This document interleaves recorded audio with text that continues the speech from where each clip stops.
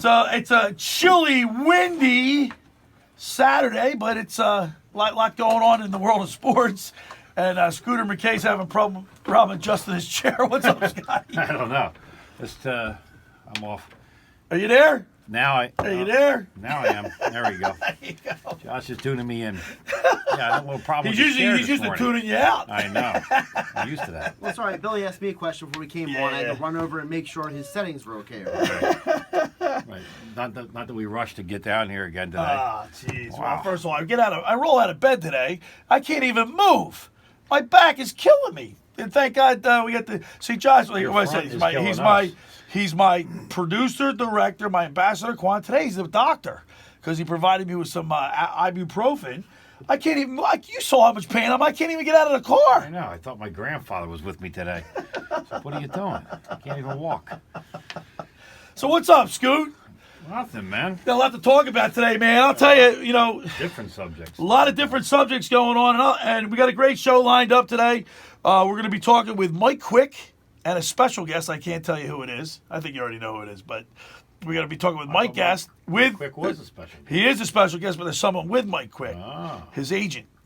His I'm not agent. going to All tell you right. who his agent is, but at 10:30 we'll talk to Mike Quick, and then at 11:30 today we're going to talk to Bill Meltzer from the Flyers, flyers.nhl.com. He writes for that for flyers.com. Right. And he travels Great with the guy. team. He's a good guy. You know him personally. Yep. You've known him for a Yep. long time. Good guy. So we'll talk a little Flyers. The Flyers played last night. A tough loss. The Sixers. We're going to talk about the Sixers. Obviously, a lot to talk about with that. We'll break down some Eagles. Talk a little Eagles with you. Eagles Patriots. But before I want to start the show off with a lot of tragedy last night. A tragic event happened at the Pleasantville game last night. Pleasantville Camden. It was 6-0. The game was on 97.3 ESPN. Nick Costco had the call, and I was doing some I was doing my homework. I had the computer out. I was doing some things. I was watching the Sixers and the Flyers, and I saw Ryan Rothstein from 97.3 ESPN. He's with the Sports Bash with Mike Gill Monday through Friday from 2 to 6. Ryan was in the stands, and I'd like to get a hold of him, and maybe we can talk to Ryan I can get him right now. later. Well, I'm waiting on Nick Costco because Nick Costco had the call, and we'll talk to Nick, and then we'll talk to maybe we'll get Ryan on because we're going to be extended today. We're on from 10 a.m. to 1 p.m. today, so maybe at the 12 o'clock hour, 12:15, we'll talk to Ryan, and we'll really get get some because he was right there, and to read his text, I didn't know, like it was so weird. Like I looked at it, and I'm like, it didn't make sense to me. Like what was going on? So then this was like I didn't see it until like 10:30. So when I saw it, I'm like, wait a minute, this, and I'm looking around. I didn't see any like breaking news or anything. So I figured, well, I'll wait. I'm gonna obviously wait till I watch this 11 o'clock news to see what's going on. And lo and behold, man, I saw the news. Yeah, it's crazy, man. This is happening way too much, and I don't know if there's anything that you can do to stop it per se. I mean, everybody's going to talk about the gun laws and taking away guns again, but it's happening way too much, and I don't get it. I don't know what is there a reason for it? Is there, Scooter, when we were growing up, and I've had this conversation with people, you had a good old-fashioned fist fight. Right. And that was it. I mean, there were bullies. There were more bullies back shake then. hands with the guy You had a fight. I mean, I had 3 or 4 or 5 fights growing up where you call a kid out and meet me in the park or something, and you worked it out. Look at your face. Look what happened. Not a scar on my face, Scooter. Stop hitting I'm 10-0. You got to stop hitting them in the fist with your face. Not a good look. But all kidding aside, I mean, it's not a laughing matter. These kids now they settle the score with guns. Yeah. Now, we don't know anything about the circumstances surrounding this, right? We've looked. Oh, we do know that a 10-year-old boy was shot, and he's in critical condition, and an older gentleman, a father, I guess, or an uncle or something. But we don't. I think he was a younger. Was he? But not a young kid. An adult, like an older guy. Yeah. So we don't know too much. We're gonna hopefully have a chance to talk to Nick Costco. I want to see if we can, Hey, Josh, can you pull up? I'm texting him. Yeah. No, I know. Can you pull up the call from last night when it actually happened? Because it was on 97.3 ESPN last night, and from all accounts, it was a great football game. It was 6-0. 6-0, and Pleasantville was winning. I mean, Camden's been a powerhouse. for a long, long time in football and basketball too. But they had ESPN was there last night, 97.3 ESPN. Nick Costco had the call. Do we have that, Nick or Josh? Chestnut, I like yours. Chestnut's going to return this one. He stays on 50% midfield. High snap to watch it again. Got it away. The spiraling kick. It's going to bounce forward, crossing the 50, across the 45, and it's going to roll. Oh, you can hear it. 43. Wow. So, At least 7 shots. did you hear that? Yeah. That's. Wow, man. That People is saying it sounds really. like firecrackers. Doesn't sound like It firecrackers. looked like, I can't wait. Nick's on his way in here, so he obviously stopped. He didn't realize what was going on. I'm sure then he sees the crowd running out of the stands. Right. Players just break, everybody just running everywhere. From watching the video on Action News last night, it was plain to see that once the shots started being fired, everybody was scrambling for safety. Yeah. Like I guess some of the coaches were saying everybody get down, but some of the players had said that they didn't want to get down, they wanted to get out, and they were running towards the school, inside the school. Right, but I mean, you saw people scatter in every direction, not just in the same direction. Oh, yeah. You saw, and matter of fact, you still saw book bags and jackets and stuff still in the stands after the stands had been cleared out. It's a crime scene. They had it taped off. Yeah, it's kind of scary because as a parent, what do you do? Do you allow your kids to go to these games now? Do you say, hey, listen, maybe you should think about this and not go or something like that? Because you just never know.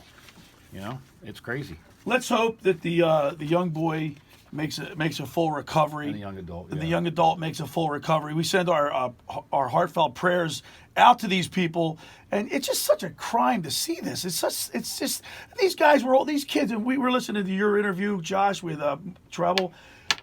Kevin Minnick. I'm sorry, Kevin Minnick. It was just sad to hear it. Yeah. The game was like the kids were all pumped up for the game. I think Camden was the favorite to win the game, and Pleasantville's up 6-0. You know what I mean? So what do you do? Well, plus it was the first time. Isn't the first time that Pleasantville's won the division title? First time Since like the 40s or something. No, like that? I believe it was the 70s, 80s. Okay, so I mean, So the crowd, bigger crowd there. Everybody's pumped up for this big game, and look what happens. sad. Yeah. So we hope when we get Nick in here, we'll talk to him a little bit more about his experience. But Scooter, we're going to talk. I'd like to talk a little Eagles with it. We're going to start talking to Eagles football because big game this Sunday. Big game. And you watched the game last week with the Eagles, or they had a bye last week, and there wasn't anything to watch. The Patriots had their bye, right? And they're going up against the GOAT on Sunday. And you said to me that I had this game at the beginning of the year. We all, Josh, you and Grimes, and the four of us all picked the games, and I had the Eagles winning this game. You said I had them losing it. Yeah. Really? Mm-hmm. Josh had them winning. I had them winning. You and Grimesy had them losing. So Grimesy and I are right. I beg to differ. Yeah. Well. Yeah, I don't. You think we're coming down here. You think the Patriots are, and I don't want to give. Well, I'm not. Let's just have our conversation before I give away where you think the score will be. But I'm here to tell you that they're playing up against the GOAT. Believe they're going to win. They're playing up against the GOAT. Right. But I still think they have a chance to win this game. Oh, every team has a chance to win All right, the game. better than average chance to win this game. Okay. Because there's going to be all kind of conditions. The wind's going to be swirling. The little rain. It's going to be cold. Well, at the time I made my prediction, which was early yesterday. You and I are going to have a bet. You know that. Okay, We're going to go head to head. Good. I mean, you owe me anyway, so we'll double up. You owe Double me your life. Yeah. So, but at the time, I had heard that Jordan Howard was not going to play. I also heard that Rodney McLeod was not going to play. Well, McLeod's fine. And that Peters was not going to play. Those three I had when I made my prediction. I'm still going to stick with Jordan what I'm Howard's thinking. is questionable. He doesn't look like he's going to play. Well, all right. I told you McLeod's now. fine. There's nothing wrong with McLeod. He's not even on the injury report. He was on the injury report I had yesterday.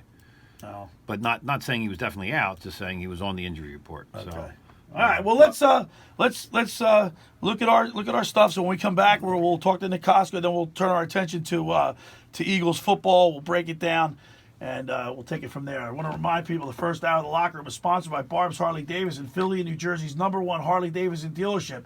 Visit barbshd.com today. Barb has the area's largest selection of new and used Harleys around. That's Barb's Harley Davidson, where no one walks. Go to barbshd.com today. And, of course, Barb is great American. She does a lot for first responders, the military, and she gives great discounts. Go see Barb. You want to get your day started off with the best breakfast at the Jersey Shore? Look no further than Uncle Bill's Pancake House. Family owned and operated since 1962. Uncle Bill's Pancake House is a Jersey Shore tradition with 7 locations along the Jersey Shore from Ocean City to Cape May. Featuring over 30 types of pancakes, waffles, crepes, Uncle Bill's has something for everyone. Stop in at one of their 2 Ocean City locations and try my favorite, the stuffed French toast with the homemade cinnamon butter. There's something for everyone, from fresh cut, fruit cut, gluten-free pancakes, or fluffy stuffed omelets that are excellent. You can't go wrong with anything on the menu. Go to Uncle Bill's Pancake House. 7 locations along the Jersey Shore, 2 in Ocean City. I guarantee you'll get a great breakfast and fantastic service with a smile. Hey, if you're looking for a brand new bicycle, because 'tis the season, buy a bike from Anarelli's Bicycles, located at 1014 Asbury Avenue in Ocean City, New Jersey. Owners Mark and Mike insist that after the sale, it's a service that counts, with a complete line of bike accessories and same-day repair service. That's Anarelli's Bicycle, 609-399-2238. All right, when we return, we'll bring in Nick Costco. You're listening to The Locker Room with Billy Schweim on 97.3 ESPN and the 97.3 ESPN. Locker Room, 10:18 on a Saturday, blustery, windy, sunny Saturday.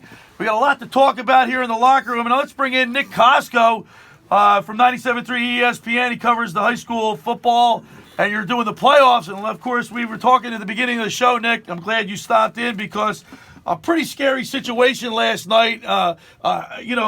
Something that's so tragic that you never think is going to happen in your neck of the woods, and it does.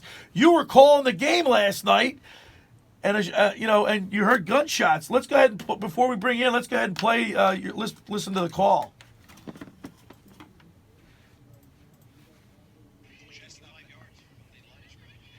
Chestnut's going to return this one. He stays on 50. Sam midfield. High snap to Washington again. Got it away. The spiraling kick. It's going to bounce forward, crossing the 50, across the 45, and it's going to roll at the 43.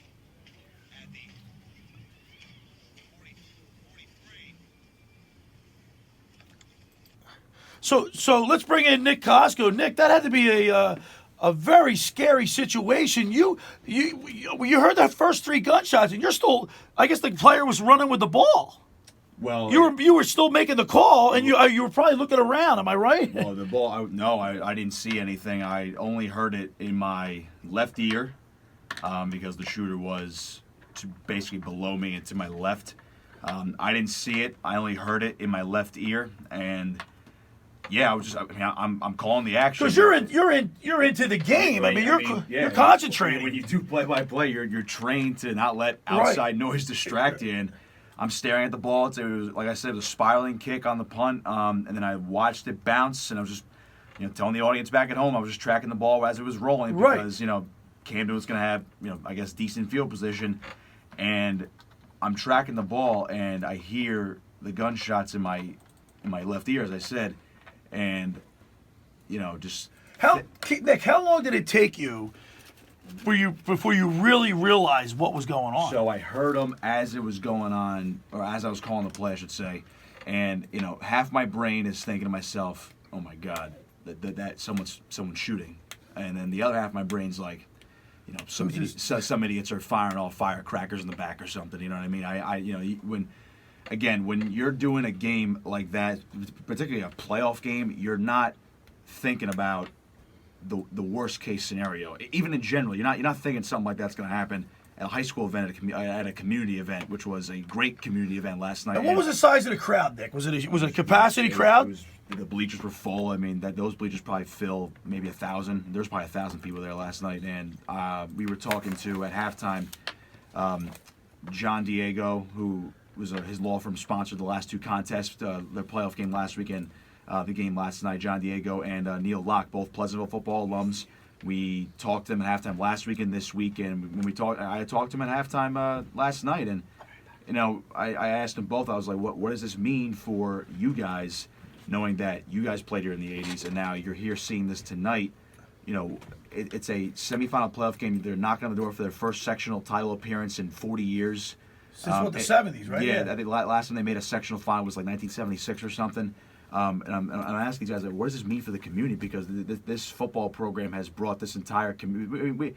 For lack of better terms, we know Pleasantville Camden. They have their bad areas. Sure. But these two teams, these two schools have gone at each other in football, and not now in football, but they've gone at each other in basketball. They've gone in track and field. There's a rivalry, but it's a respectful rivalry between these two schools, and it just brought both these communities together on a Friday night in what you think is the sanctity of a high school football game. And they were loving it. And then of course this happens, and again, just to bring you back to what I was thinking in the moment, I thought two things: either it's gunshots or there's some idiots behind me just firing off firecrackers behind the press box. Right. And again, I listened back to it. I counted 8 gunshots. And then you heard it on my call. Once I realized what it was, it took me maybe 15 seconds to actually realize what it was, because I wasn't thinking about it that clearly because I was focused on the game. And once I realized what it was, you heard me. We threw off our headsets and we ducked under the press box table. We shut the lights off. We locked the doors and the windows. How many people were in the press box with you? So Steve Parker, who calls the games with me, he was next to me. Dave Weinberger, the press of AC, was to our right as well. There were two guys doing I think it was the NFHS or HS or whatever, some high school video streaming service they have. There was two guys for them. They had The clock, the people that run the people clock. on the clock. I had another official, and the AD was in there. Mr. Townsend, he was in there. So, and what was even scarier, there was coaches on top of the press box because they have that high video. Yeah, you have the video and the coaches that are scanning the field from up top. So just a rough estimation, there's at least 10 or 12 people in that press box, like inside and on top of it. How long did you guys hit the deck for? How long was it before you guys popped your head up and said? said? It was only probably about 2 or 3 minutes, but obviously it felt like an eternity. I know our buddy Ryan Rothstein was out there. Yeah, we're gonna try to get in touch with Ryan and yeah, see if we can. I know. I did see him last night. He actually looked into the booth and we gave each other a nod, knowing that we were both all right. I texted him last night, so we're both shaken up, but we're good, and we're sending our thoughts and prayers to the victims from last night because God forbid that could have been us, but thankfully it wasn't, and we just want to make sure everybody else is okay. It hit us. It hit me at least when I saw people just sprinting and running for their life out of the stands, and then once that happened, that's when Steve and I and everybody else ducked into the table, and like I said, we locked the press box, and again it was like 2 or 3 minutes underneath the table. The commotion died down a bit. We still heard obviously some screaming, but the EMTs acted fast. The police acted fast. Everybody did their job last night, so hats off to the first responders last night too. But they acted as fast as humanly possible. Obviously the shooter did get away last night. He's at large, but they were guarding the area. The EMTs did their work as fast as possible. I know they had to airlift that young boy to CHOP over in Philadelphia, and the male who was shot last night wasn't identified either. But hopefully they're making a full recovery. We're talking with Nick Koska, who had the call last night here on 97.3 ESPN of the Pleasantville Camden game, and was there when it all went down. And Scooter, what's hard for me to get my emotions around, and the fact, and you were there. Nick, you lived it, but Scooter, you see this on TV, you see it from afar, right, and you never think it's going to happen to you until here. That's why Nick even said, it's like you're preparing for this when you go to the game. Hey, we heard there's some things going on with these two teams and these two crowds. There wasn't any social media posts saying somebody was going to do something. Right. It was just a random thing. Well, hopefully some of the people can do that were at the game, if they saw anything, if they saw who the kid was. Or could give, the Pleasantville police are probably looking for any help they can get to find out who this person is and make sure that he gets, what he deserves, or she, whoever it might have been. Yeah, I just think it's just such a shame that for high school sports and any school district, anybody associated with school, to have this happen. That's one place that should be off limits. You should feel safe, man. A high school football game. Well, Nick, man, we're really happy that you're okay, and you did a great job. Keeping your calm, I guess, keeping your emotions in check. It wasn't like you were started screaming or anything.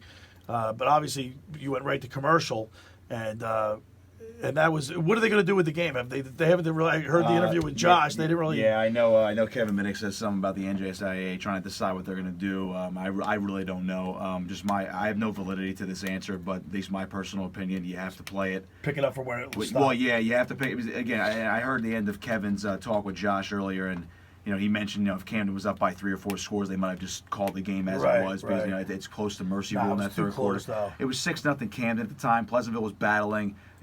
Camden only scored on one possession where they had a 50-yard run. They punched it in from the red zone. Other than that, it was a great defensive battle. These teams were going at it. There was speed all over the place. I mean, it was a great football game, like a hard-hitting football game. So, in my opinion, and again, just there's no validity to it. Just real quick, I know you have to run here. Basically, I would resume it from where it ended last night, and you can't do it. I don't think it's going to happen at a neutral site because I don't think any other school or field is going to want this this mystique around their area. I think you have to do it back at Pleasantville High School because they earned that home game, but you have to do it in broad daylight. You got to do it either tomorrow, Monday, Tuesday. It's not a full game, so you're gonna have a quarter and a half. You do it in broad daylight during school. You have to make it happen that way. No attendance, no media. Right. The only results you're gonna get are from the AD, and you're gonna need police around just to make sure everybody's safe. Well, Nick, once again, man, we're glad you were safe and sound, and great job last night, and continued success calling the games. We really look forward to your call. I know I just got a chance to listen to the Collingswood Pleasantville game, and that was great. That was great. All right, the first hour of the locker room is sponsored by Barb's Harley Davidson, Philly and New Jersey's #1 Harley Davidson dealership. Visit barbshd.com today. Barb has the area's largest selection of new and used Harleys around. That's Barb's Harley Davidson, where no one walks. Go to barbshd.com today. Hey, Ocean City's real estate market is red hot, and you need an agent that has the knowledge and expertise to help. Contact Ocean City's top agent, Mark Grimes. Mark has been selling real estate for 30 years in South Jersey. Can answer all your real estate questions and find you the perfect property. He's available anytime on his cell at 609-425-2042. When Philadelphia star athletes are looking for a house at the beach, they contact Mark Grimes, specializing in buying and selling of vacation homes, single-family homes, condominiums, and duplexes, residential and commercial, as well as new construction projects or investment opportunities. Mark Grimes, he's your agent at the beach. Give him a call right now, 609-425-2042, or check out his website at grimes.com. All right, when we return, we'll talk with Mike Quick of the Eagles. You're listening to The Locker Room with Billy Schweim on 97.3 ESPN and the 97.3 ESPN mobile app. Yeah. We're back here in the locker room, 10:33. All right. In about 3 seconds, it's going to be 10:34. 10:34 on a Saturday. Scooter McKay in the house. As usual. And it's tough to get your juices flowing after talking to Nick Costco about that. It's kind of sad. It's sad, man. Yeah, it's kind But let's try to lighten it up. Let's try to lighten it up and move a little forward here. We got the Eagles tomorrow. Or excuse me, we got the Eagles playing the Patriots tomorrow, and the Goats coming to town. Yeah. A lot of these guys were 2 years old when Tom Brady made his first appearance in the NFL, 2000. When he got drafted, 2000. He was drafted the year before. Miles Sanders was 2 years old. Yeah. 2 years old. Sharif Miller was 2 years old. J.J. Arcadia Whiteside was 2 years old. A lot of these guys grew up idolizing Tom Brady. Right? Yeah. Watching. Arcega. Arcega. I've heard about 15 million pronunciations of his name. Right. From all kind of people. Not the right one. Not the right one. It's never right. All right.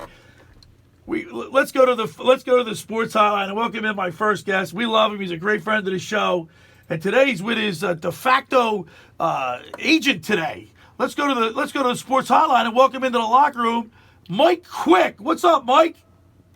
Hey, what's going on, man? It's too early for all this screaming.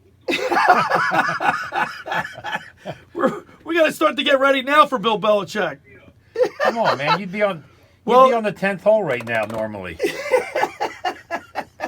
So let's also welcome into the locker room. You got your de facto agent with you today, Mike. Mark Grimes. Mr. Grimes. What's up, Grimesy? Yes, sir. Now when you said the goats in town, you're talking about Mike Quick now. That's true. He is the goat. I thought he was talking about you. Yeah. Right. So, Real quick, Mike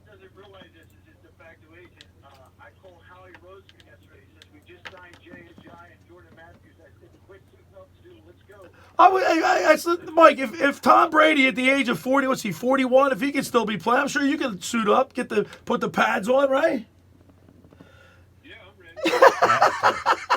Get that contract. I know ready. you can catch just as well as those guys that are on the field right now. That's for sure. Can't run. Wow, that's all right.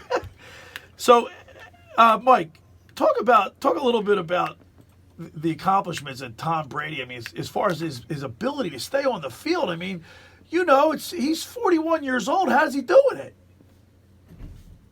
I think he's just doing it the right way. He's smart enough to realize his limitations. He knows that he's not going to get anything out of his legs. He's got good mobility in the pocket, so he avoids a lot of hits, but he's not going to hold on to the football. He gets rid of the football right away. He's really, really smart in terms of understanding the matchups, understanding where to go with the football on the field, understanding the weaknesses of defenses, and he's one of the best at taking advantage of those weaknesses.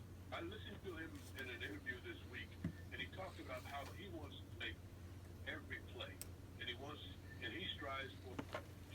So if there's a guy open in a pass route, he not only wants to connect with it, he wants to put the ball in the right place, giving his guy an opportunity to run after the catch. I think his mentality and his approach to the game is a little bit different than most, and that's one of the reasons why he's been so successful. We heard a couple. I heard this week. He has a radio show up in the Boston area, and I think one of the questions was asked to him, how long did it take you to get over the loss in Super Bowl 52 to the Eagles? And he said, why did you assume that I even got over it? And I thought that was pretty indicative of what type of drive that he has. He's such an ultimate competitor at this age. I mean, he's got that youthful spirit still. Well, just that whole competitive makeup that he has, I think is one of the reasons why he is so good. And I listened to that interview as well, and I thought it was quite cool for him to say, well, what makes you think I actually love that. Well, he hates to lose, right, Mike? And there's nobody likes to lose, but some people just don't like it as much as others. But why do you think that people are, since he's obviously his mobility has slowed down, and just everything kind of slows down a little bit.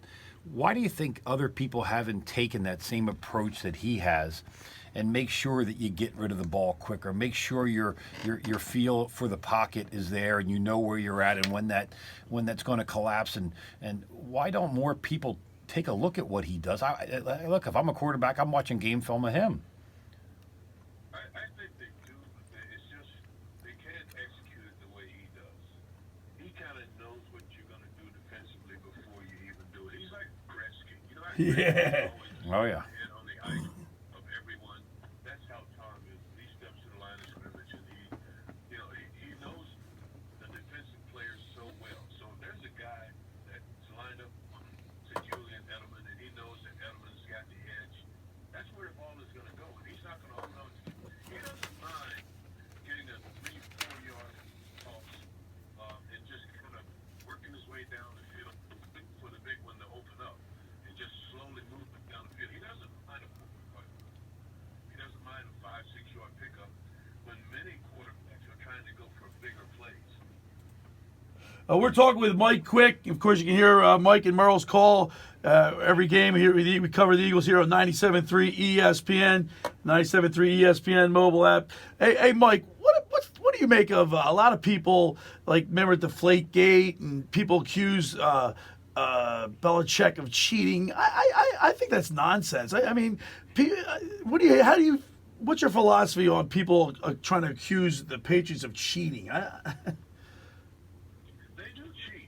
Well, doesn't everybody try to get the edge, though? I mean, it's like, do you call it cheating? I mean, but people steal signs in baseball, it's okay.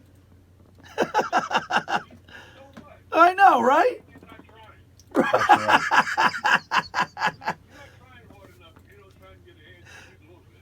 I mean, come on. If a regular person, if you picked up the ball, was a 3 PSI difference, you wouldn't even be able to tell the difference.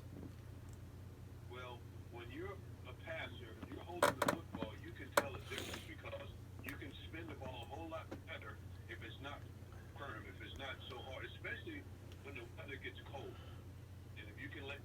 bit of the air on the ball, so you spin it a little bit better.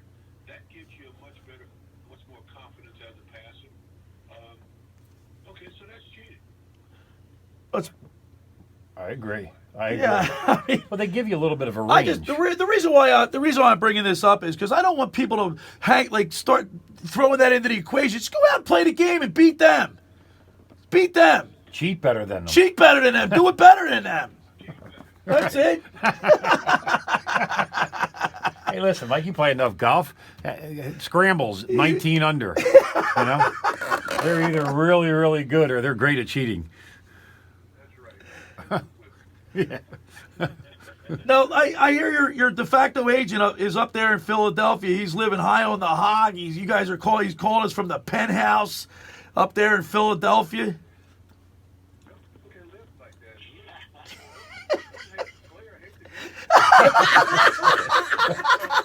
I told him I'm getting my real estate license this morning after watching where he was sitting at.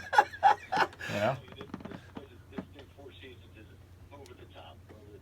Hey, Mike, I got a quick question for you. With Jeffries out, Howard out, Sproles done for the season. We signed J.J. Jordan Matthews. Patriots got 2 weeks to practice for us. What are our chances on Sunday tomorrow? So, I don't think even with all of those guys, the Patriots, they have an edge, and you have to realize that.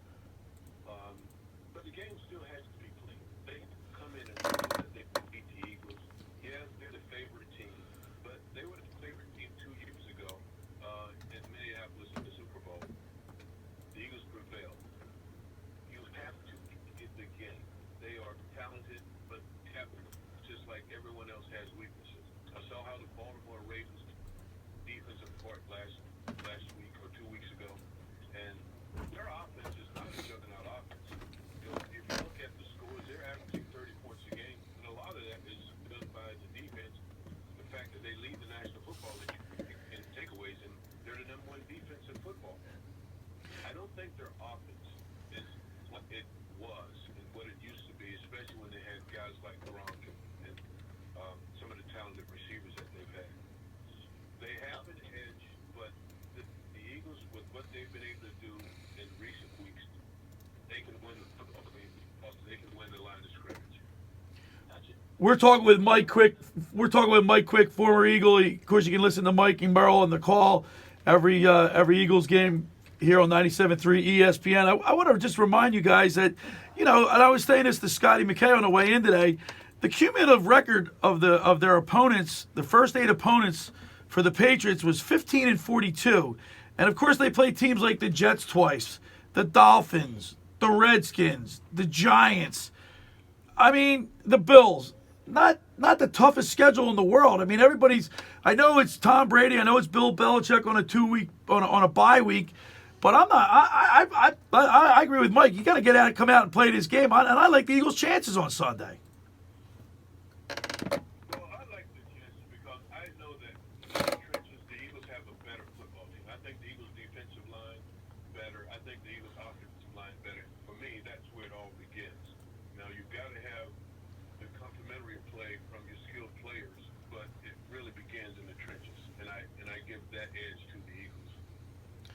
All right, Mike. Well, we're gonna be tuned into you on Sunday. You got the call with Mike, with Merrill.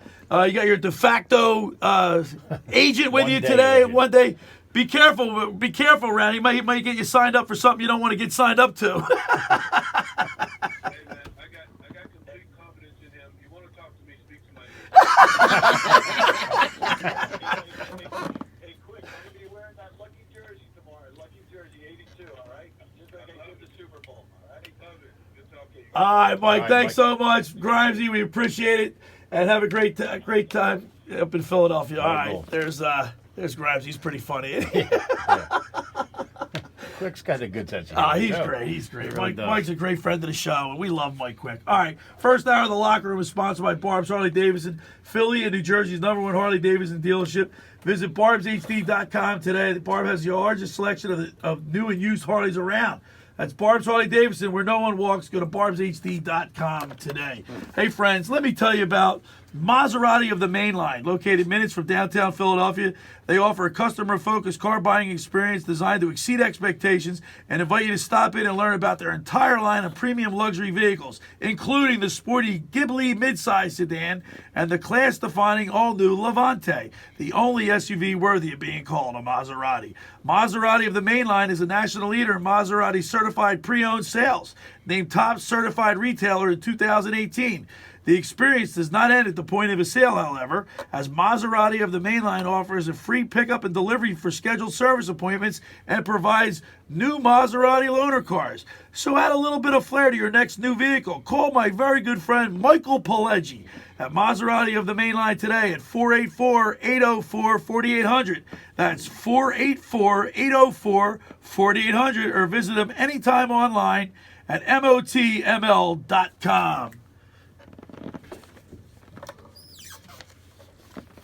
All right, so I need to track this again with you, Bill.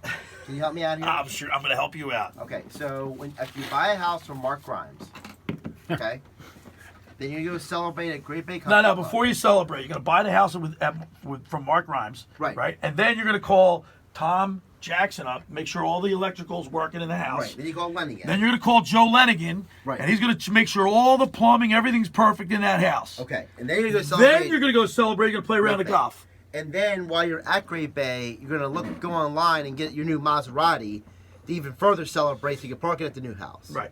But before you get the Maserati, you take your old car to go to Red's Jersey Mex.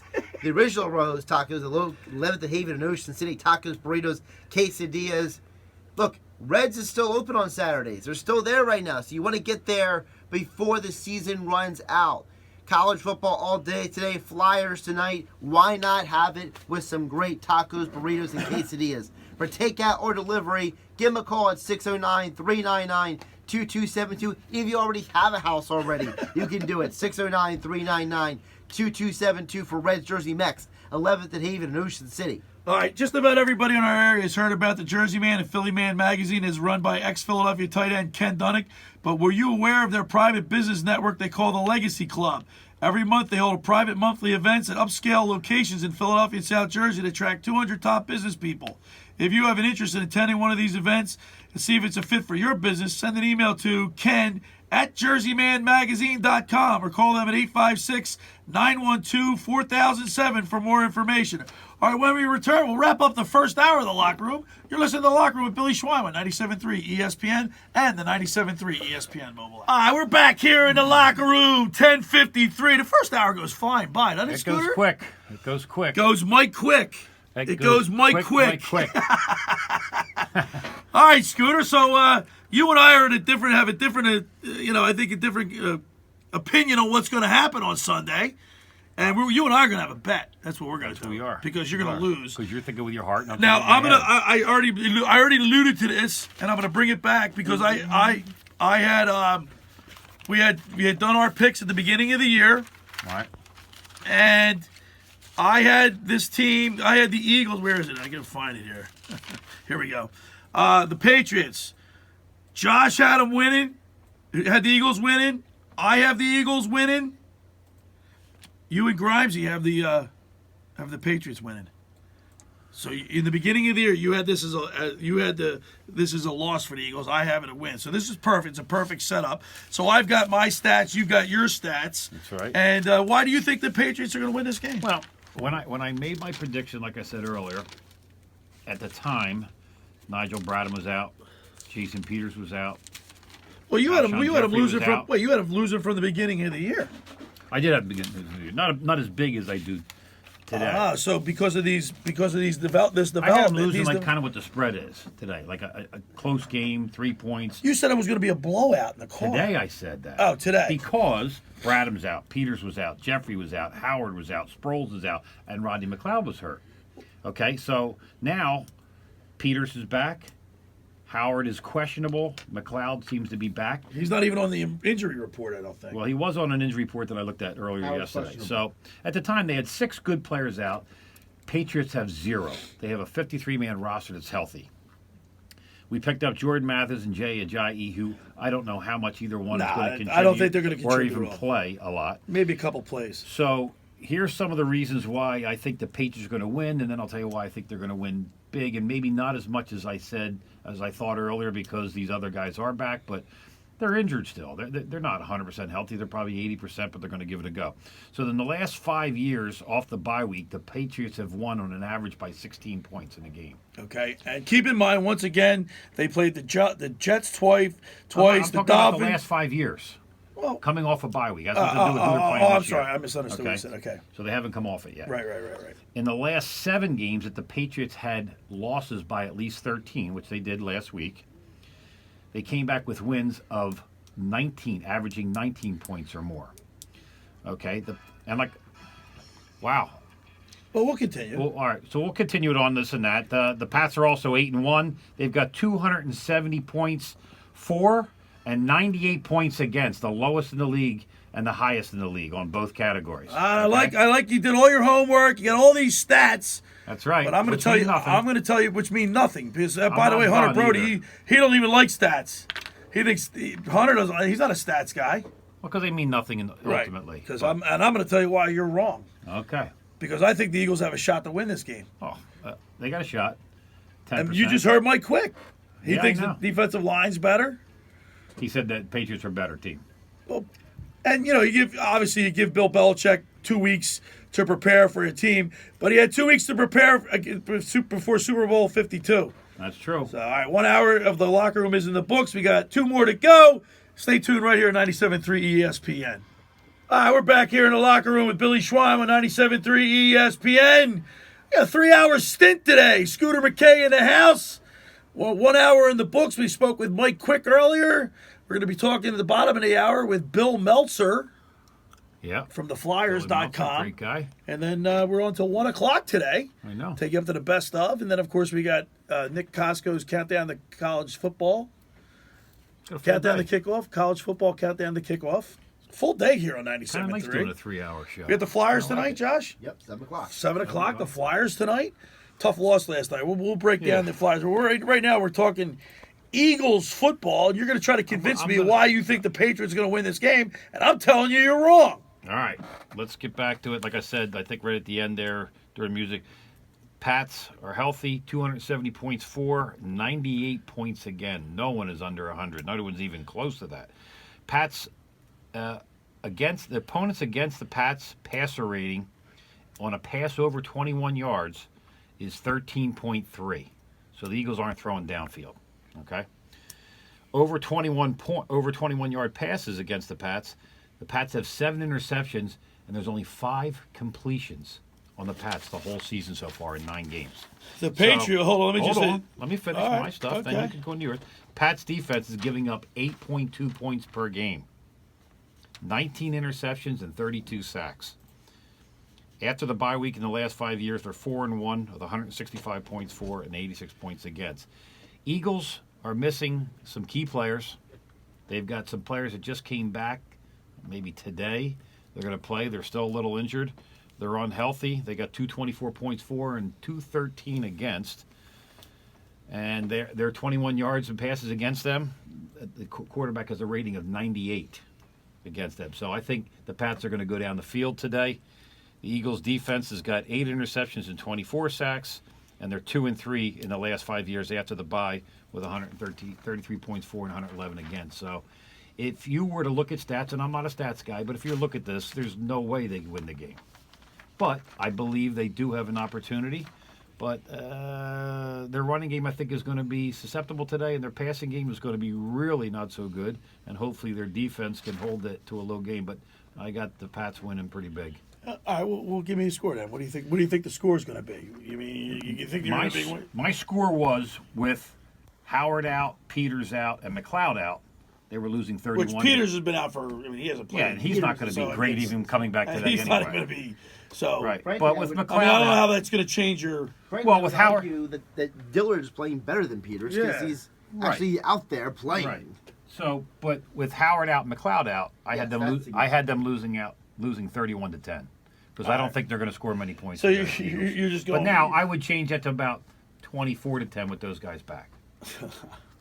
One thing that the Patriots do, they do lead the league in takeaways, 27 takeaways, including 19 interceptions and a differential of plus 17 plus 17. So I mean they do. Another but stat for me. once again, you got to look at who they've been playing. They played against the Dolphins twice, or the Jets twice, the Dolphins, the Redskins, the Giants, the Broncos, and the Bills. Yeah, they haven't played anybody. Then the one team they did play, the Ravens, they got their butt destroyed. And you know what? They They beat got the their teams butt they were kicked. supposed to beat. So what? They played nobody. And all these turnovers, you're playing against. Look at the quarterbacks of some of these teams. We haven't played a lot of great teams either. We got to play the Redskins. We barely beat the Redskins. We lost to the Falcons.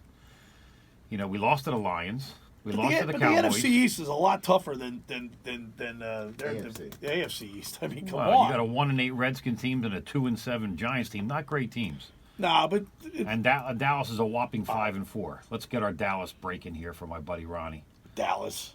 That's another thing. The Patriots, their next few games, they got the Cowboys, they got the Texans, they had the Chiefs, the Bengals. Yeah, And well, the there's Bengals some are- games so they coming do up. have some. So that's why I think and ours is soft. And I think, and because if you look at the Patriots' schedule, I mean, this game is very winnable for the Eagles. I You've think. got the Eagles losing 2 games in the last 4 games of the season, and they played the Giants, the Redskins, and the Cowboys in there. Yeah, because the Eagles are notoriously famous for winning games they shouldn't win, or beating teams that you have them losing, and losing teams that they should win. You also have them winning tomorrow and next week against Do I? Seattle. You got to win in both games. That's where I think you're going to falter there big time. Let me see something here. Yeah, you do. I can let you know that, but That's what I said. I That's don't. why you wrote it down. Let me see. Where is it here? But I just think that all right. It's really weird. I'm looking at the schedule, and I do have a win in both Patriots and Seattle game, and I have them losing to. Obviously, by the way, out of everybody, I had this team going 10-6, and I think that's where they're going to land, 10-6. I hope. Well, I think that's where they're going to land. I just think they're going to beat the Patriots because they beat the Packers. They lost to the Detroit Lions. Do you know what I mean? Right. So they lost to the do that. Falcons. So then They lost to the Vikings. that means they beat the Patriots or the Seahawks, and then they lose to like the Giants. Do you still believe they win both these games the next 2 weeks? I think they win.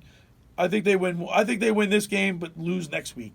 Okay, so you're changing your Which preseason. yeah, but I'm going to stay to my thing. I mean, I'm still saying 10-6. The team's going to end up 10-6. I think the Eagles are going in the right direction. I think they're becoming a little bit more healthy. Well, I mean, don't think they're becoming more healthy. That's the problem. No, They're still losing. First of all, Peters hasn't played that much at all this season. That's correct. And Sproles, I mean, we didn't even get much out of him the last 2 years. We haven't got much out of Sproles. I'm not like, wow, that's a big loss. Sproles hasn't done anything. Our linebacking core is not great. Well, Nigel Bradham's a significant loss. Yeah, big loss. But that's it. On defense, and he's been out. Our defense is getting healthy. It's gotten healthier. But It's getting healthy. Right. Nigel Bradham and Malik Jackson, is he coming back, Josh? I think he's No, out for the season. he's done. Yeah, he's done for the season. So I mean, but, other than those two guys, how about losing Alshon Jeffrey? I hurt. what's he really done? He's this our year? best receiver. Oh, he isn't. He's our Ertz best is. receiver. Ertz is. Wow. When they double team Ertz, he's not that good. Okay, so that's what they're going to do. They're not going to let him go run free, especially with Jordan Matthews and Nelson Aguilar who can't catch the ball.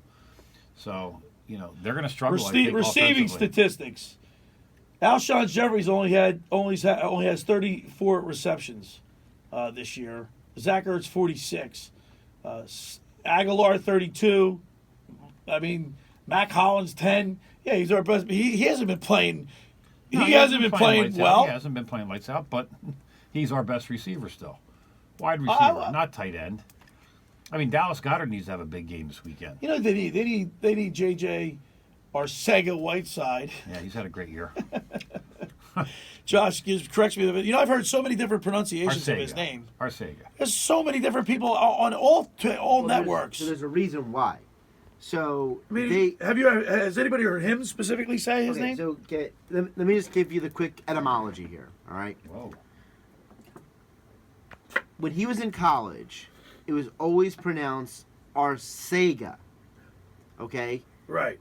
But when he got to the NFL, he told the reporters, the Eagles beat guys, it's Arthega. So he ended up correcting and changing it when he got to the NFL, and this happens to several players. A lot of guys. You know, a lot of these guys they don't correct anybody when they're in high school and college because they're just happy someone's saying their name. You know, now you get to the NFL and now you're like, maybe I want someone to actually say my name right. You know? Like did Tony Dorsett? Wasn't it Dorsett and then it was Dorset and then it was Dorsett? Favre. Right. Favre. You know, a lot of these guys, it's let's be realistic. The English language is an absolute mutt language. Let's just call him AW. Make it easy. Well, everyone calls him J-Jaw. J-Jaw. All right. Yeah, Something. that's So- what most people cover the Let's team. call They him- call him So J-Jaw. let me get back to this. So you say that the Eagles are only going to score 10 points, Yeah. and the Eagles have been averaging 23.7 points a game. Okay. And haven't played many people either. They have. They played tougher defenses than what the Patriots have played. Patriots haven't played anybody. Why do you put so much stock in these stats? They're misleading. You think? Yeah, they didn't play anybody. Come on. They Played they nobody. The half the Patriots same have played, teams. The Patriots have played 2 potential playoff teams, and that's it. That's it. And how many teams? Potential. That's not even So playoff. we got the He didn't even say Vikings and the Green Bay Packers are potential are going to be playoff Detroit's teams. got a good solid defense. They're 3-5 Detroit's not and making 1. the They're playoffs. Yeah, terrible. but when we played them, they were okay. Well, They not- had Stafford. they The weren't Stafford's that good. We out. beat 'em. Yeah, Stafford's Well, out again this week. He's out again this We week. don't know when he's coming back. No, I disagree, man. Look, if you run through the Eagles' schedule, okay, you beat the Redskins, not a Barely. playoff team. Right. Falcons, lost them, not a playoff team. Lost to the Lions, not a playoff team. Beat the Packers, definite playoff team. Beat the Jets, miserable team. You lost to the Vikings, that might be a playoff team. Cowboys, borderline playoff team. Right. Beat the Bills. Wait, what did you say? Cowboys are borderline playoff team? They're a borderline playoff team. Well, because I don't think more than one. One of team, those two teams going to win the division. Right, but the other one might not make the playoffs at all. Right. Well, whoever. Yeah. You're not going to get a wild card out of this Right. division. So, and then the Eagles beat the Bills. That's a borderline playoff team because the AFC is down this year. You beat the Bears. That's a team that's not making the playoffs. So, I think the Eagles have teams. played more good teams than the Patriots, but not by much. Well, no, Right. I It's agree. not. I It's agree. for example, I've been screaming about this always about the college football playoff. Everyone keeps saying, "Well, Georgia has better wins than Alabama." I'm like, but Georgia has a worse loss. Right. Right. So why is Georgia right? And the college They lost football to South committee Carolina. keeps emphasizing they have better wins. Well, it's the same thing in the NFL. Which is more valuable, a good win or a good loss? Like, Right. where are we really measuring? I think that. Well, see, that's so college is more subjective than the pros. I mean, I think they're both subjective. I think that stats, you can find any stats to support your argument. I think that's the real thing when it comes to statistics. And I'm a stats guy. But I also think that there's a lot of times that you can find a stat to support your argument. And I think sometimes when it comes to sports, we have a tendency, and we all do it. I'm not not guilty of this. I'm just as guilty as the next guy. We all see a stat, and it influences how we view a game. Sure. For right and for wrong. Sure. all right. So Scooter. I think the two teams that were good teams and better than who the Patriots played are the teams that the Eagles' schedule is tougher. They lost to both of them. They lost all to right. both So of them. Scooter, now it's Pretty time. handily. Now it's time to put your money where your mouth is. All right. All right. Let's get a handshake going over here. Well, you want 3.5 points? You You actually No. shake hands, or you just got to say want you are? 4. No, we'll share you. No, he's got sweaty hands. No, You don't whatever give the me your 4 whatever the points. line is, right? But you're saying that they're going to lose 24-10. Right. So I'll take whatever the line is right before kickoff. It goes up to 5. I want 5. You should just make a prediction right now. Oh, you make it right now. 4 points is what you get. 4.5. 4. 4.5. 3.5. Look, they all of a sudden It's all this 3.5 talk. right now, Talk's isn't it? cheap. Just Give me pick the 4.5. game. Give me 4.5. For how much are the Eagles going to win by? Eagles are going to just squeak Scott, out. what's your score again? I say it's 24. 24-10. And what is your final score, Bell? 20-17 Eagles. All right, now shake hands on it. You want to do a monetary All right, thing or a now, case now, of beer? Now let's go to break. All right, we'll talk about what we're going to bet over the We break. will reveal the What we're- aftermath of the what we're handshake coming up betting next. for. All right. right. For second hour of the locker room, is brought to you by the Great Bay Country Club, where it's not just golf, it's fun. Make Great Bay Country Club your club. Great Bay is an award-winning private golf club where you are greeted by name. It's home of the 3-hour and 58-minute round. You can play on their 18-hole championship golf course, enjoy fine dining, or experience lively atmosphere in the pub. There's a full calendar of golf and social events throughout the season to appeal to everyone.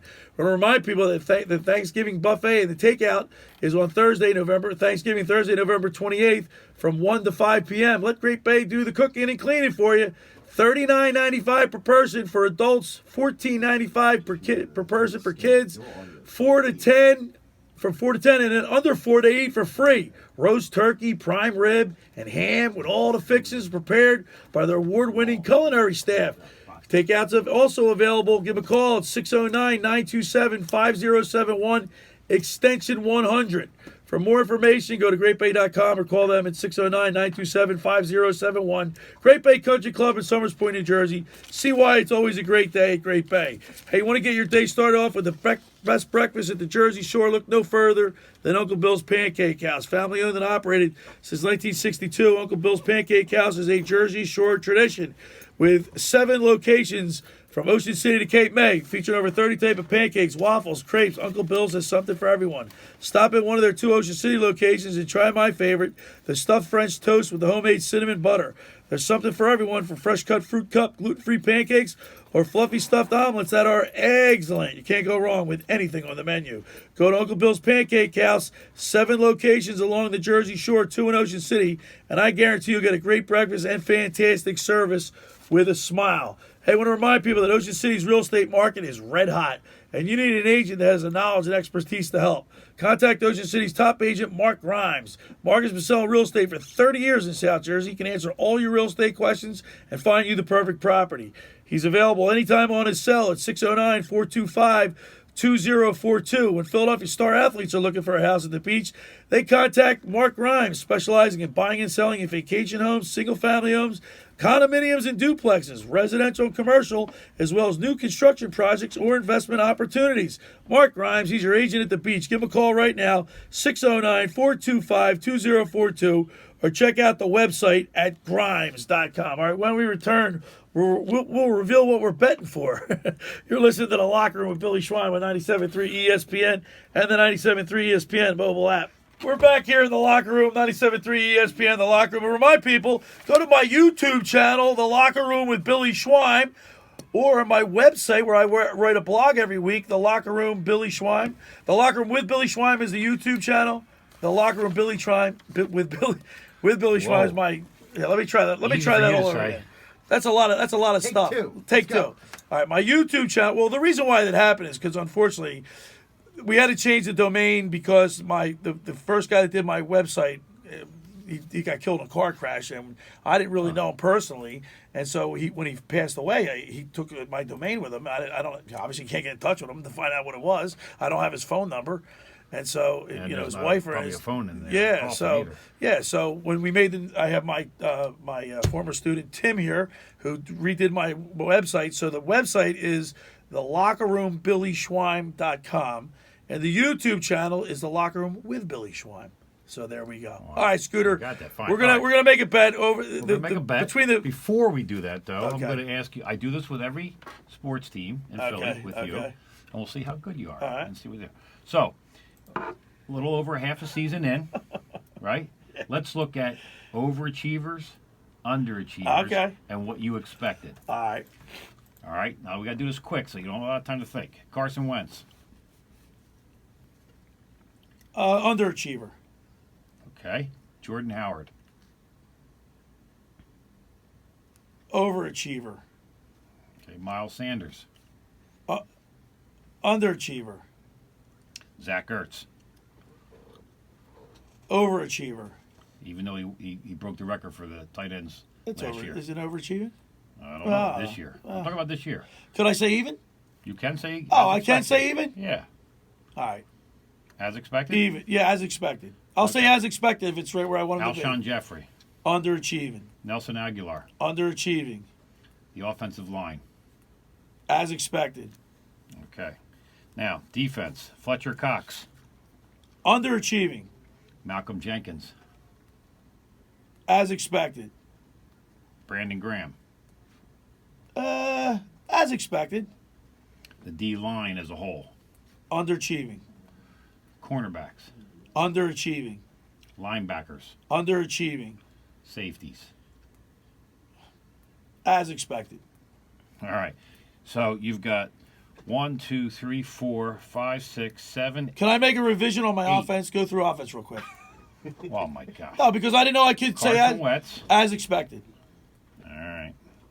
Jordan Howard. As expected. Miles Sanders. As expected. Oh, well, come on. You got to make. Yeah, an because opinion. I didn't Have know an because I opinion, didn't will you ya? didn't I didn't know I could do as expected. Zach Ertz, you said expected. As Alshon expected. Jeffrey under still. Nelson Aguilar Yep. under, and O line Yep. as expected. Yep. All right, so you got 1, 2, 3, 4, 5, 6 underachievers. You've got 1, 2, 3, 4, 5, 6, 7, 8 as expected, Okay. and you've got no overachievers.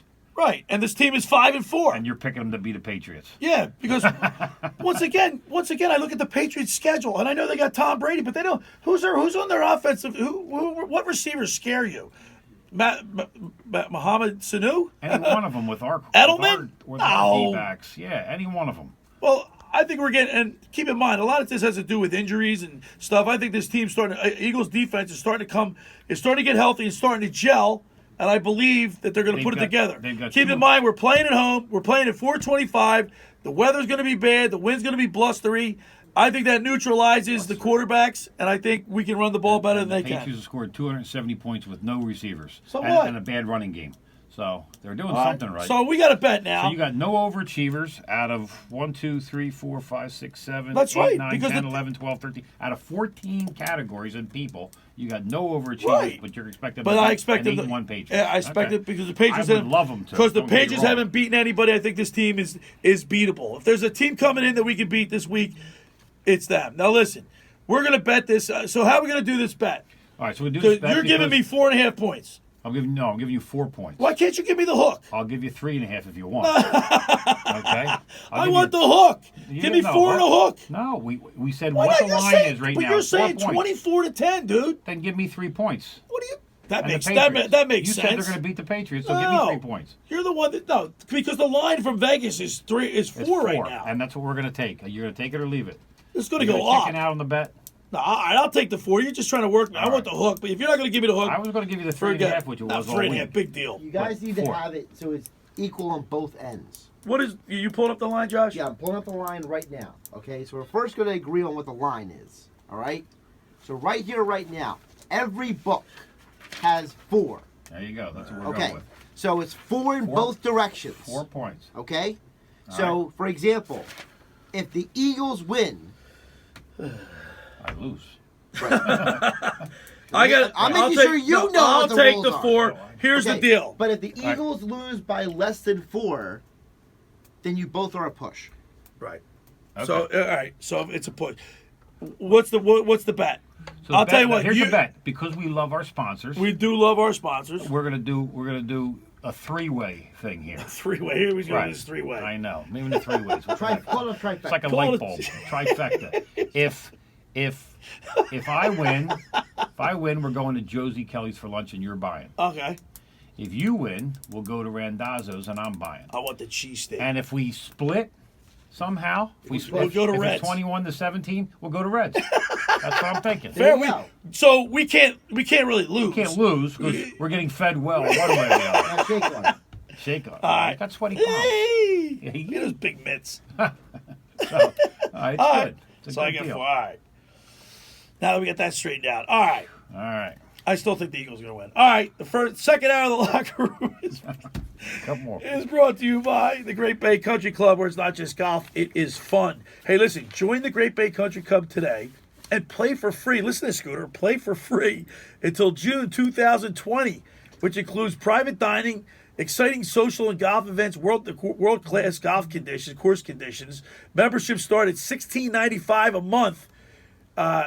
For more information, go to greatbay.com or call them at 609-927-5071, extension 141. course, say hello to Radio Ron Ralston for me. Timmy Stover, we saw Kel last week down there. Yes, we We did. stopped He by to came see out the with fellas. He was wrapped up like it was going to snow. Yeah, Timmy Stover was there, and we didn't see Radio Ron. We saw Kel. Stoves. Where's Hot Stover? Hot Stover. All right, get down there. Hey, friends, let me tell you about Maserati of the Main Line. Located minutes from downtown Philadelphia, they offer a customer-focused car buying experience designed to exceed expectations and invite you to stop in and learn about their entire line of premium luxury vehicles, including the sporty Ghibli midsize sedan and class-defining all-new Levante, the only SUV worthy of being called a Maserati. Maserati of the Main Line is a national leader in Maserati certified pre-owned sales, named top certified retailer in 2018. The experience does not end at the point of the sale, as Maserati of the Main Line offers free pickup and delivery for scheduled service appointments and provides a new Maserati loaner cars. So add a little bit of flair to your next new vehicle. Call my very good friend Michael Pileggi at Maserati of the Main Line today at 484-804-4800. That's 484-804-4800, or visit them anytime online at motml.com. When we return, we'll talk a little Flyers hockey with Bill Meltzer. You're listening to The Locker Room with Billy Schweim on 97.3 ESPN and the 97.3 ESPN mobile app. We're back here in The Locker Room, 11:34. In about 3 seconds, it'll be 11:35. Ding, ding, ding, ding, 11:35, 97.3 ESPN. Scooter McKay in the house. We got our Eagles bet is all set. Yep. The Patriots are going to lose. Eagles are going to win this game. And of course, we'll be on tomorrow with a pregame, pre-pregame show leading up to, we'll be on from 10 to 1, taking up the Tony Bruno countdown to kickoff, and then the Eagles broadcast. So we got another 3 hours tomorrow. We'll be here with Bill Beverly be in the studio, and of course Hunter Brody will be with me. We have a great mystery guest tomorrow, Eagles mystery guest. We're talking with Scott Grayson and, of course, the fantasy football guru, Brian Hartley. That's all tomorrow from 10 a.m. to 1 on 97.3 ESPN. But right now, Scooter, let's talk a little Flyers hockey, because I thought last night, well, first of all, this Flyers team's been red hot. And it started back when they started with Montreal. Then they beat Toronto. Then they beat Boston in overtime. They Washington, even though they got a point. Yep. So they've been scoring points and against pretty good teams. Real good teams. Yep. So we wanted to talk to some of those a lot about the Flyers. So let's go to the sports hotline and welcome in to the locker room, Bill Meltzer. What's up, Bill? Guys, how you doing? Of course, Bill, you write for the Flyers.nhl.com. You can read all your stuff there. You do a great job covering. We got a chance to see you. Scotty and I got a chance to come talk to you down at practice a couple of weeks ago, and a real nice stretch of hockey. I was a little disappointed last night. I thought the Flyers had the opportunity to win the game, especially when Claude Giroux drew that 4-minute penalty with 4:17 to go. I felt really good that this team was going to score, at least tie it up, and take it into overtime, but it was not to be. Yeah, well, last night, really, other than about the first 7-8 minutes of the game, the Flyers are kind of flat last night. It's kind of, last night's game was one of those trap game scenarios. I'm not supposed to take anything away from Ottawa. Ottawa come in winning 6 of their last 10, now 7 of 11. So they are an improved team. Truthfully, last night was a winnable game for the Flyers. Those things happen from time to time, but given the run that the team had been on, all the quality teams that they've beaten, and really a very tough challenge coming tonight against the Islanders, it would have been really nice for the Flyers to come away. Certainly won, but really, last night was winnable. Going in, that's a game they probably should have won. Now they got to get right back on the board. You can't lose back to back. Bill, this team has been fun to watch. I mean, the last 4 games has been very entertaining. They've been getting timely scoring and getting some great hits. And Elie Vigneault, he's got this team playing inspired hockey. They really have been. I think the number one area you've seen improvement in is the goals against average is way down. Now, obviously the goaltending itself is a huge piece of that. Carter Hart has been tremendous, and Brian Elliott has played quite well too. But the whole team is buying into playing that 200-foot game. They've had a lot of games in here where they've really kind of controlled the territorial play. So as much as the outcomes have been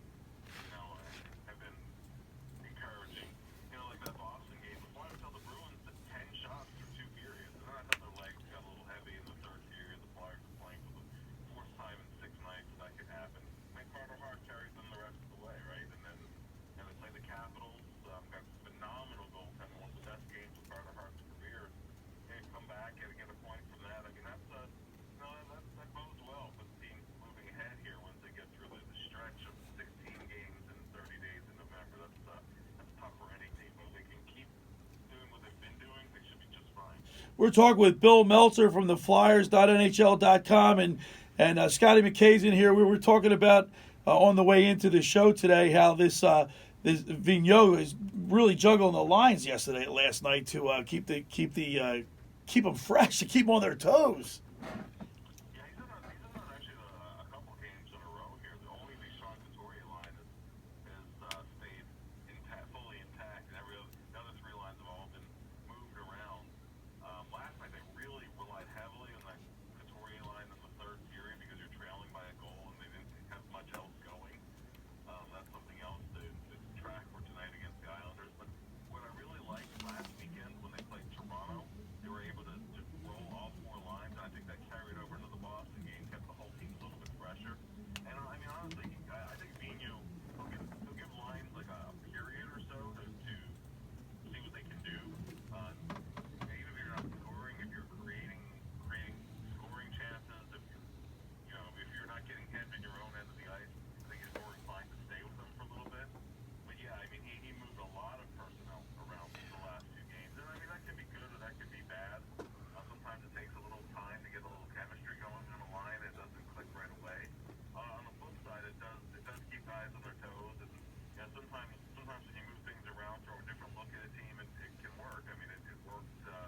It worked in the Washington game. I thought the Flyers really came on in that third period, and so I mean, I think Vigneault and his staff have done a tremendous job. The assistants as well. If you look at where the special teams have been last night, of course they had the big opportunity in the third period in the power play that they didn't take advantage of.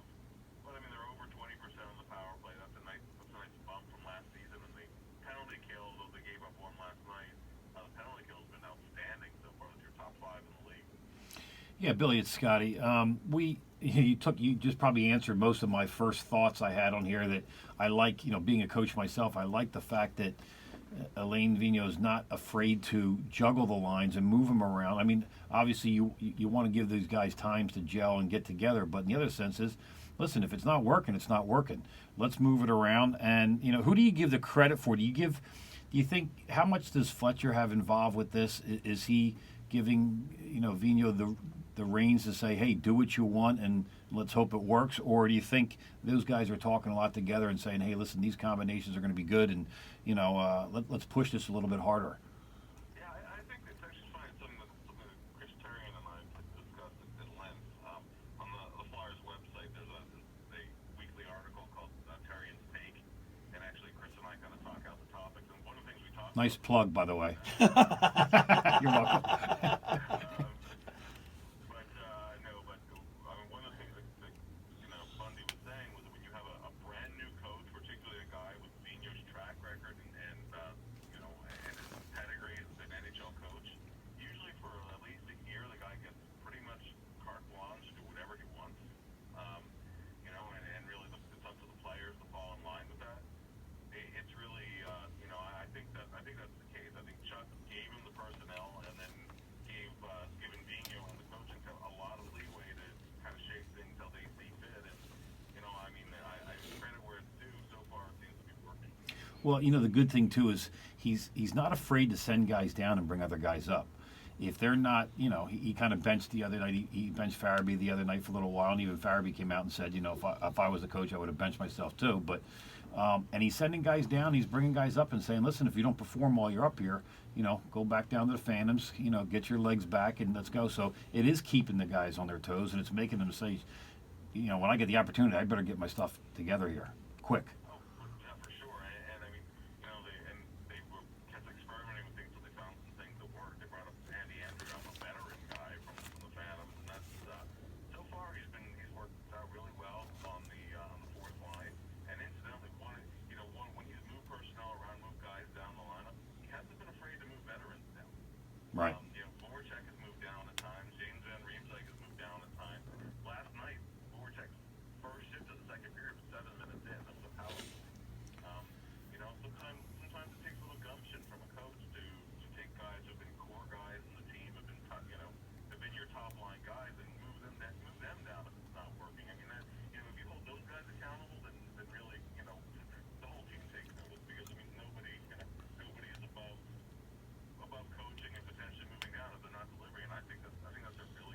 it's a great message to We're- send. And Voracek might need that message more than some of the other guys. We're talking with Bill Meltzer from Flyers.nhl.com, and let's play this game with.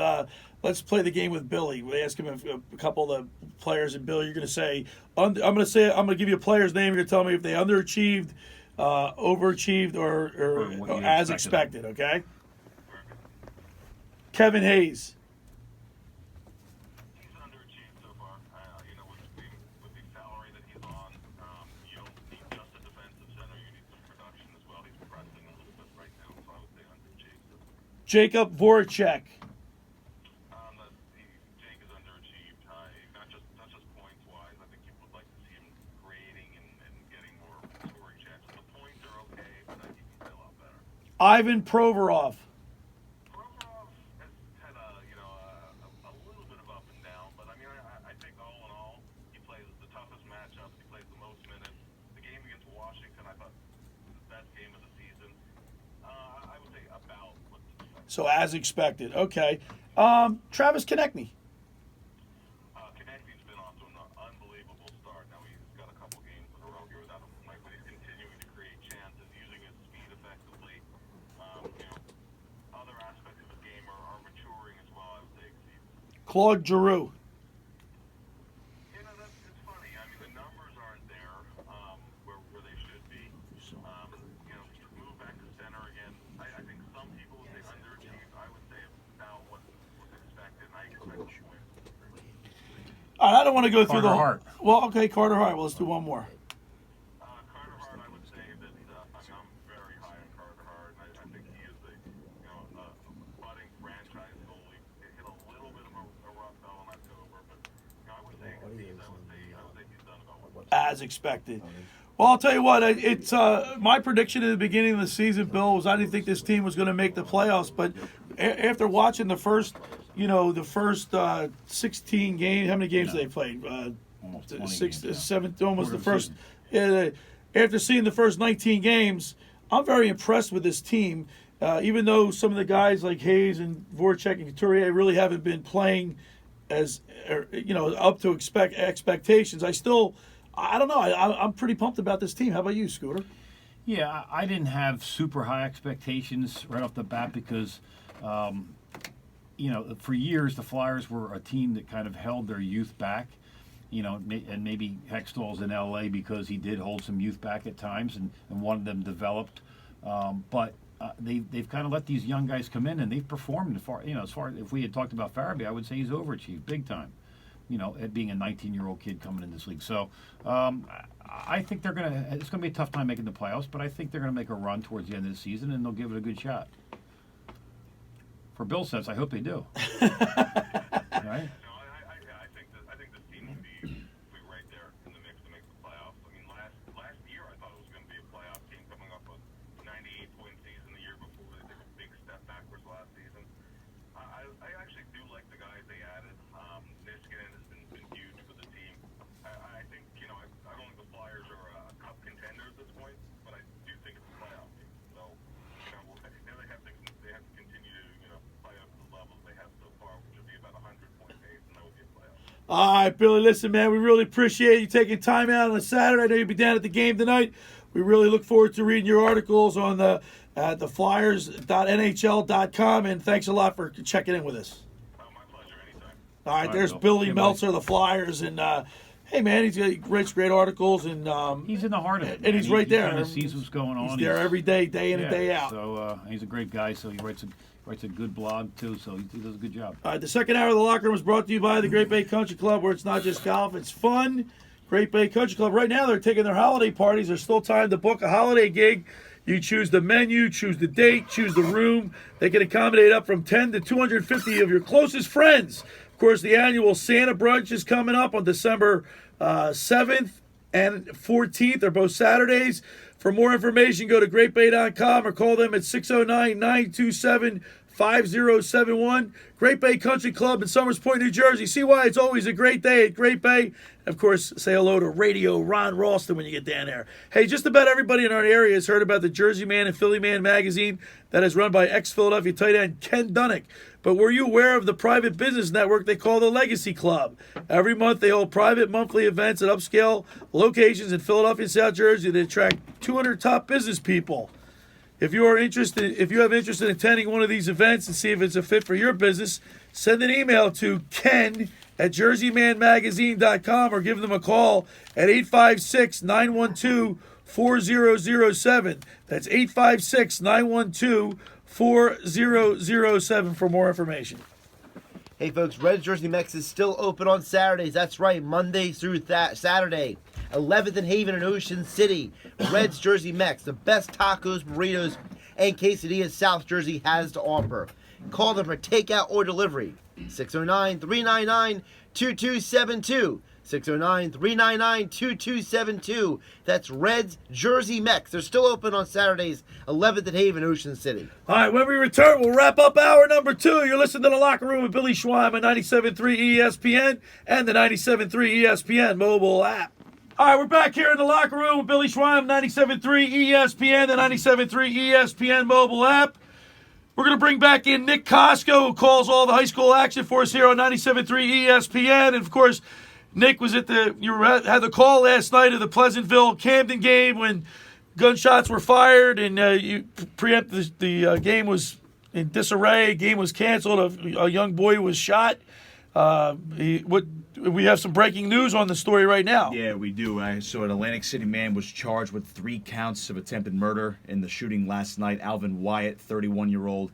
He is charged with the shooting that left a 10-year-old in critical condition, and a 27-year-old man was also struck. He's awaiting surgery, and a 15-year-old was also grazed in the attack. 4 others are also charged in the connection with the shooting. And like I said, as soon as it happened, they fled.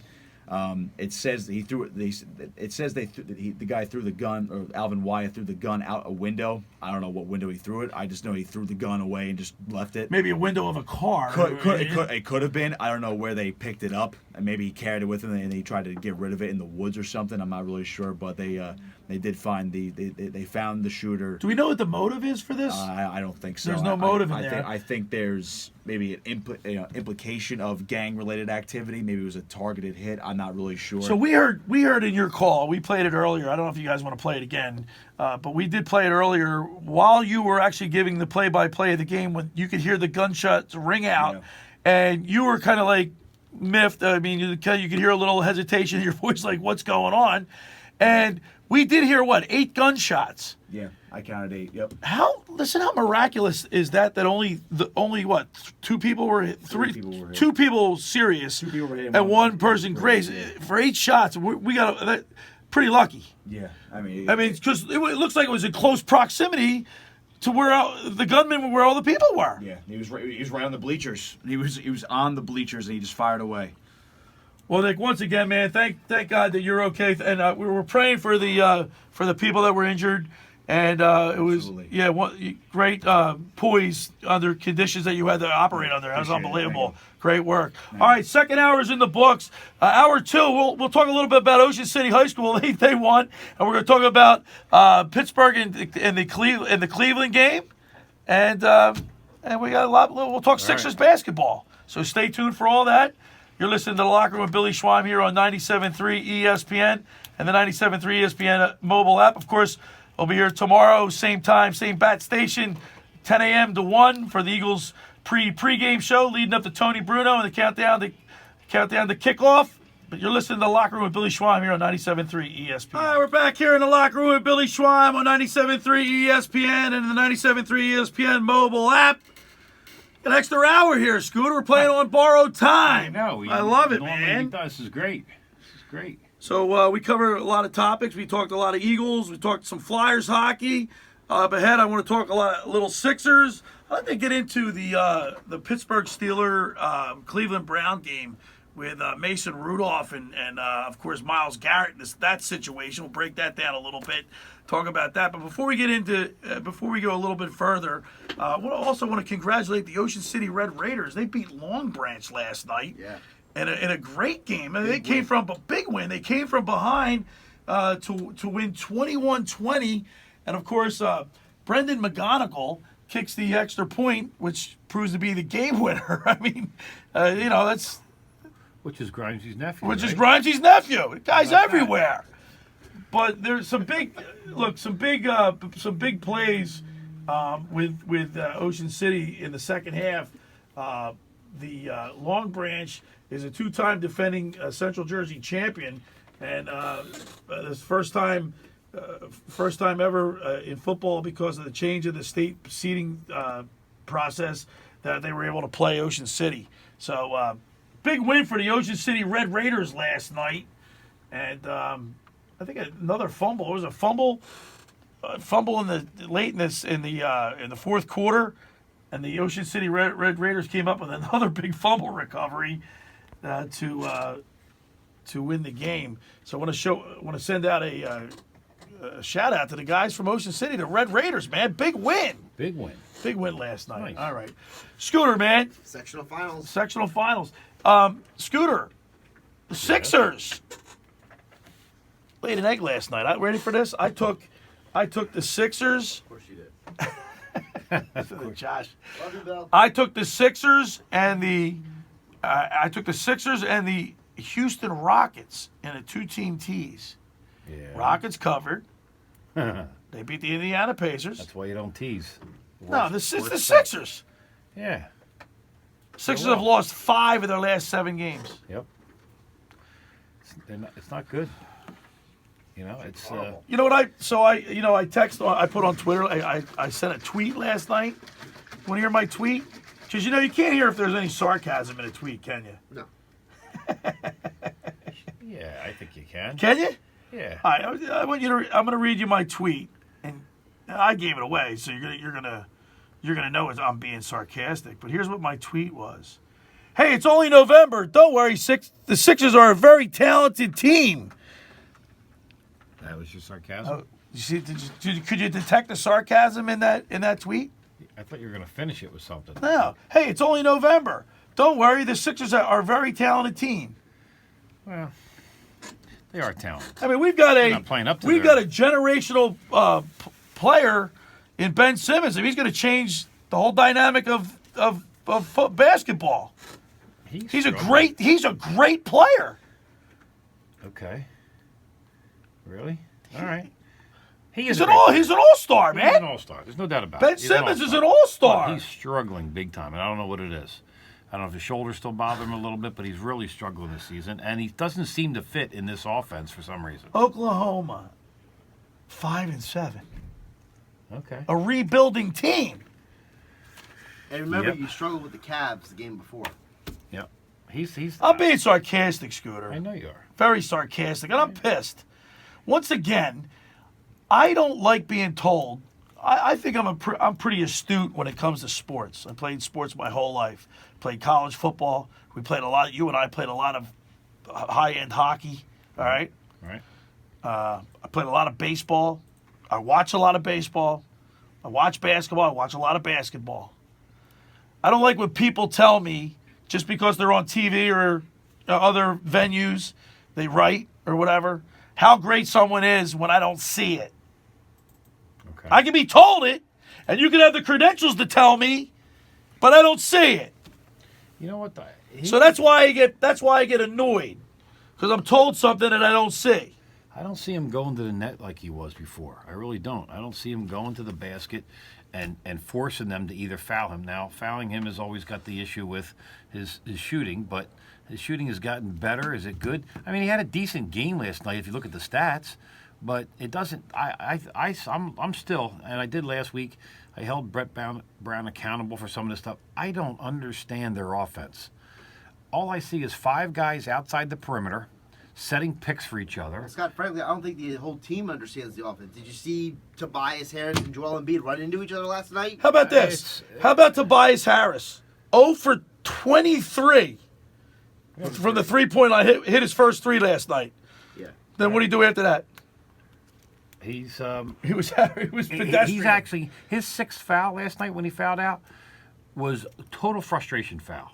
He couldn't get through picks, so he decided just to run into the through guy. people. Right. You know, and that was 2,000. Why is Joel Embiid? You're in a 1-point game, and this team is one of the biggest teams in the NBA. Why is everybody out at the perimeter? I don't get it. What is that? I mean, I don't understand. look, I'm not a basketball coach, but I'm smart enough to realize that if one of your strengths is you're the biggest team in the league, why don't you use that size to your advantage? I don't get it. I see all 5 guys standing at the 3-point line. What the heck? It's like I was here like they're till past defending 10 o'clock something. last Are we blind? I mean, what? I don't know. I mean, don't what is- understand. And I think that's Brett Brown, man. And listen, I'm a coach. I don't like to bury coaches, but at some point, when you're in a tight game, he needs to be down low and hopefully get an offense. He's not getting any rebound. Now he did get like 13 Did you see any rebounds. play? last I night. mean, I didn't see any plays No, I don't see designed. any plays. I I see didn't no see any plays plays designed that specific. I see a bunch of guys at the perimeter, and I see Joel Embiid, who's 7'2", taking 8 3-point shots and 2 in the fourth quarter. At the end of the fourth quarter, and not hitting the rim on 2 of them. not even hitting the rim. Yeah, I mean, listen. Are they just? Let me. And I see them running the 24-second clock down to 2 seconds where they're rushing a shot, Right. which is never a good thing. They're not creating and making shots for themselves. They gave up. Now listen, this summer or this past offseason, they went out and acquired defensive players. So this team could really be heavy. Who gives up 20 points in a 5-minute overtime? Who gives up A 20 defensive points? team. A defensive team. By the Against way, a so-so team. I saw Matisse Thybulle. Right. I think he had a misplay with Ben Simmons. You see the stare they gave each other? Yeah, it's not good. That's not good, man. Like Ben Simmons, I'm so frustrated right now because he seems he's got there's been plenty of athletes in our history here in Philadelphia, the Philadelphia sports history, that have been misunderstood. Mike Schmidt was one of them, right? There's been a few other players that have been maybe they're so good they look like they're not trying, but they really are because they're good. It doesn't look like they're trying. Ben Simmons has a smugness about him that they turned the ball over so much, and he acts like I just get the persona that he puts off. It like he doesn't care. Am I wrong? Well, I think that their perception is not always reality. I think just because someone acts a certain way doesn't always. Well, that's what I mean- said. I didn't use the word misunderstood, but I'm still makes me mad, Josh. I think that you have a right, though, to be upset because this team started out undefeated. They were the last undefeated team in the NBA. They were playing a certain They style lost of 7 in their basketball. last 9. Time out. They started out undefeated. They were 5-0, remember? Yeah. Because they were playing a certain style of basketball. Then they got away from that style of basketball. Now, I don't know if you guys feel who's more responsible for that. To me, I think you have to hold the players accountable because I don't see the same type of assertiveness from the team, not just individual players, from the team that we saw when they were playing that defensive bully basketball. Right, throughout the right. season. Now I feel like they're more passive, they're apprehensive, they're less aggressive. So you know what, too, Scooter, as an athlete, you know what really bothers me? When you find out what a team's made of and what type of personalities they have a team when they lose. Oh, right? Absolutely. I mean, when you win, everything's great. Everything's peace. But when you have to fight overcome adversity, and when you're not, that's when you find out what your team's made of. And I know it's only November, and maybe this team is just learning how to gel together. But right now, after that display last night, I'm really hot, man. Once again, I'm pissed. Do you? But I can't rip Ben Simmons because we're told how great Ben Simmons is. He's going to change the whole complexity of the way he's a generational player. Slow down. I'm pissed, man. I don't. First of all, I don't remember anyone saying that That Ben he's a Simmons was going to change. The way He's the a game was generational played. player is what he's been referred to. Yes. Well, most players. What's that are mean, if you're Josh? Well, typically, if you're drafted top 3 in the draft and you're Generational. graded as highly as you are coming out of high school and college, they're going to refer to you that way. They referred the same way to Kwame Brown 17, 18 years ago, whatever it was, But they said the same thing about Dwight Howard. They said the same thing about numerous players. I think that label it's like in college football. Remember, every year is the game of the century, right? Right. Yeah, we overuse terms in sports. I think the more important thing, what you said that I want to focus on, if you don't mind, real quick, is you talked about, Bill, the fact that there's a perception that you weren't allowed to criticize Ben. Okay? Right. And I think that's a conversation that we should have, because I think that label and that perception is going away, because a lot of the people who were defending Ben initially, not all of them, but I can't speak for everybody, but the people that I've noticed who were defending Ben initially were saying, look, the guy's a rookie, or the guy just started playing. Let's see what he does. He only went with 1 year more of college, time. so he needs a time to mature. Well, I get that. Right, but the thing is, now we're past that point. Now we're past the point of college, the injury he overcame, first year, second year. Now we're in a third year. As a Solid starter. year of. Okay, we have multiple years under our belt. We have multiple off seasons. We have multiple opportunities for you to grow. And I think what frustrates you, Bill, isn't as much the fact of what people say, it's the fact that from your two eyes, Right. tell me if I'm wrong. The smell test. For your two eyes, you're not seeing the development. You're not seeing the growth, and it exasperates. Well, I think in one aspect, and we're up against a break. One aspect of the game, and not just Ben Simmons, the turnovers. I mean, this team leads the league in turnovers. They're lazy It's not turnovers. just this year, Scooter. It's last year They're too. not even passing the ball like we were taught when you were 7 years old, Right. how to do a chest pass, A bounce pass. It's kind of like, here it is, you get it. You're coming around the pick, and you make sure you get it. Don't let somebody else get it. I tell you what, I think this team is lacking big time besides his three-point shooting.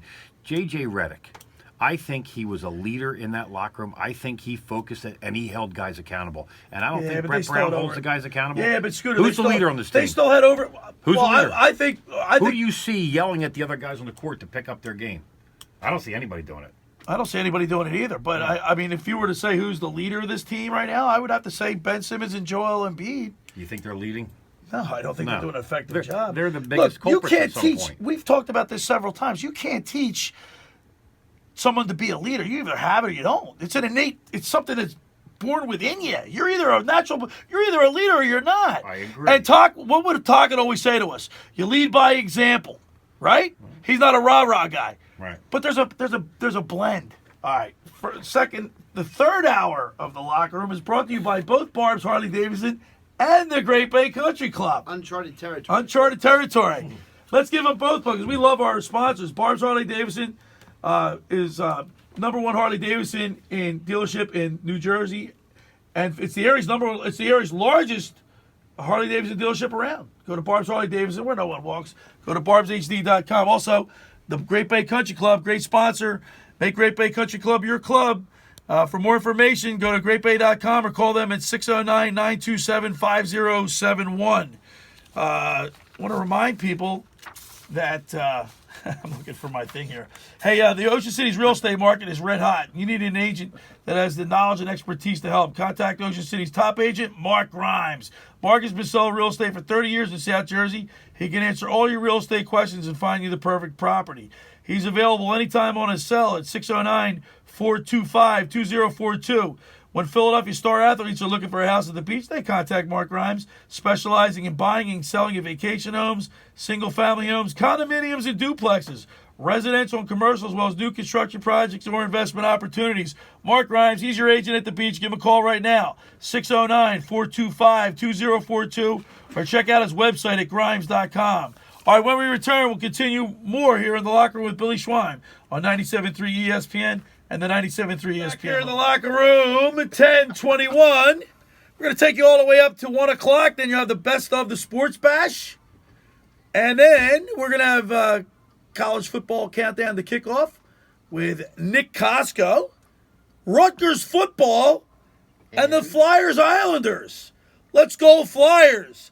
Hey, by the way, Scooter, last night, did you see at the Flyer in Ottawa there? Did you see the lack of the crowd size there? There was a lot of empty seats in that building last night. Hey, Bill, we're not playing 3 well. hours in. There's something you haven't brought up yet. So, we talked earlier today about the fight that happened Thursday night, right? Right. Well, we didn't get a chance to talk about that. Well, yet. we We're touched going to on talk. it. Well, we're going to talk about that. Right. We here. touched on it initially in the 10 o'clock Right. hour. We're just teasing you. And then last hour we talked with Bill Meltzer about the Flyers. Right. Which I believe you can catch that interview on your YouTube channel later today. Absolutely. Okay, That's so- a good plug. Thank you. So here's the And deal. by the way, my YouTube channel is at the Locker Room with Billy Schweim. There you go. So 15 years ago was a famous brawl. One of the most famous sports 15 years ago. 15 years ago. The Flyers and the Ottawa Senators. yeah. Okay? NHL record penalty minutes.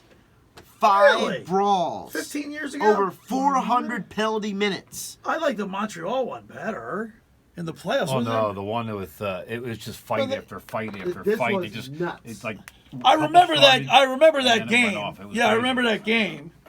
All right.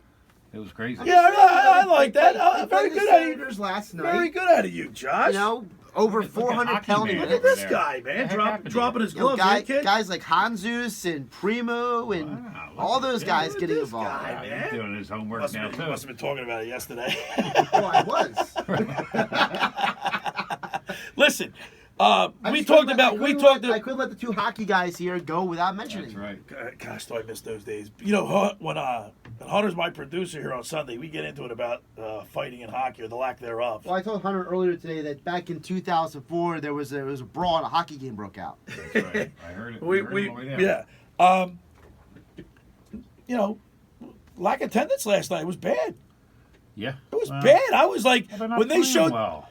Actually, they played well recently. Scooter, their but record that's wasn't my point. And Hunter's not going to he's not going to agree with this, but I'm going to say it anyway. There were times when the Flyers weren't playing well. The place was sold out. You know why? Because if you didn't win the good. If you were game, losing, there was going to be a fight. there was going to be a fight. Right. If you were a loser, you're going to take somebody with you. And you walked home and you said, you know what? You know what, I got my money's worth tonight. I got my money's Dave worth. Brown pounded somebody. Beat the living snot out of somebody. Exactly. Or Not Ben anymore. Wilson, Ben Cochran, Wilson, Glenn Cochran. Paul Who's our Holmgren, buddy that we saw at the? Chief Talk. All the goons. I think the bigger issue is something that you guys have brought up before, though, is that the prices. And that's another thing. I think sports are slowly outpricing their fans. Josh, what did I agree. say when we worked on our previous station? What did I 7 say years from? ago, this conversation. That's right. I said there's going to be the equivalent of a stock market crash in the world of sports in the not too distant future. Right, And I really believe it's getting that way. And you and I both agreed that it was going to hit hockey and baseball first. Yep, we did. Yes, we did. Yes, we did. Because I think that because football there's not as many games. So I think people are more likely to keep Right. investing their money there. And I think the NFL realizes Well, I think because there's only you play once a week, that build up, Right. Monday, Tuesday, all the But it's talking also the and fact that conjecture. I think the NFL, if you notice, teams are starting to cut back on their prices around the league. For example, you have cities like Atlanta, Baltimore, Chicago, and Houston. They've cut down their concessions, and their sales have gone up 20%. Oh, is that right? You know, so I think that's going to be the league realizes we're making more money off TV than our ticket sales. So I think the NFL won't be as desperate to keep escalating. Some's got to the give. prices. I've said this numerous times on this show.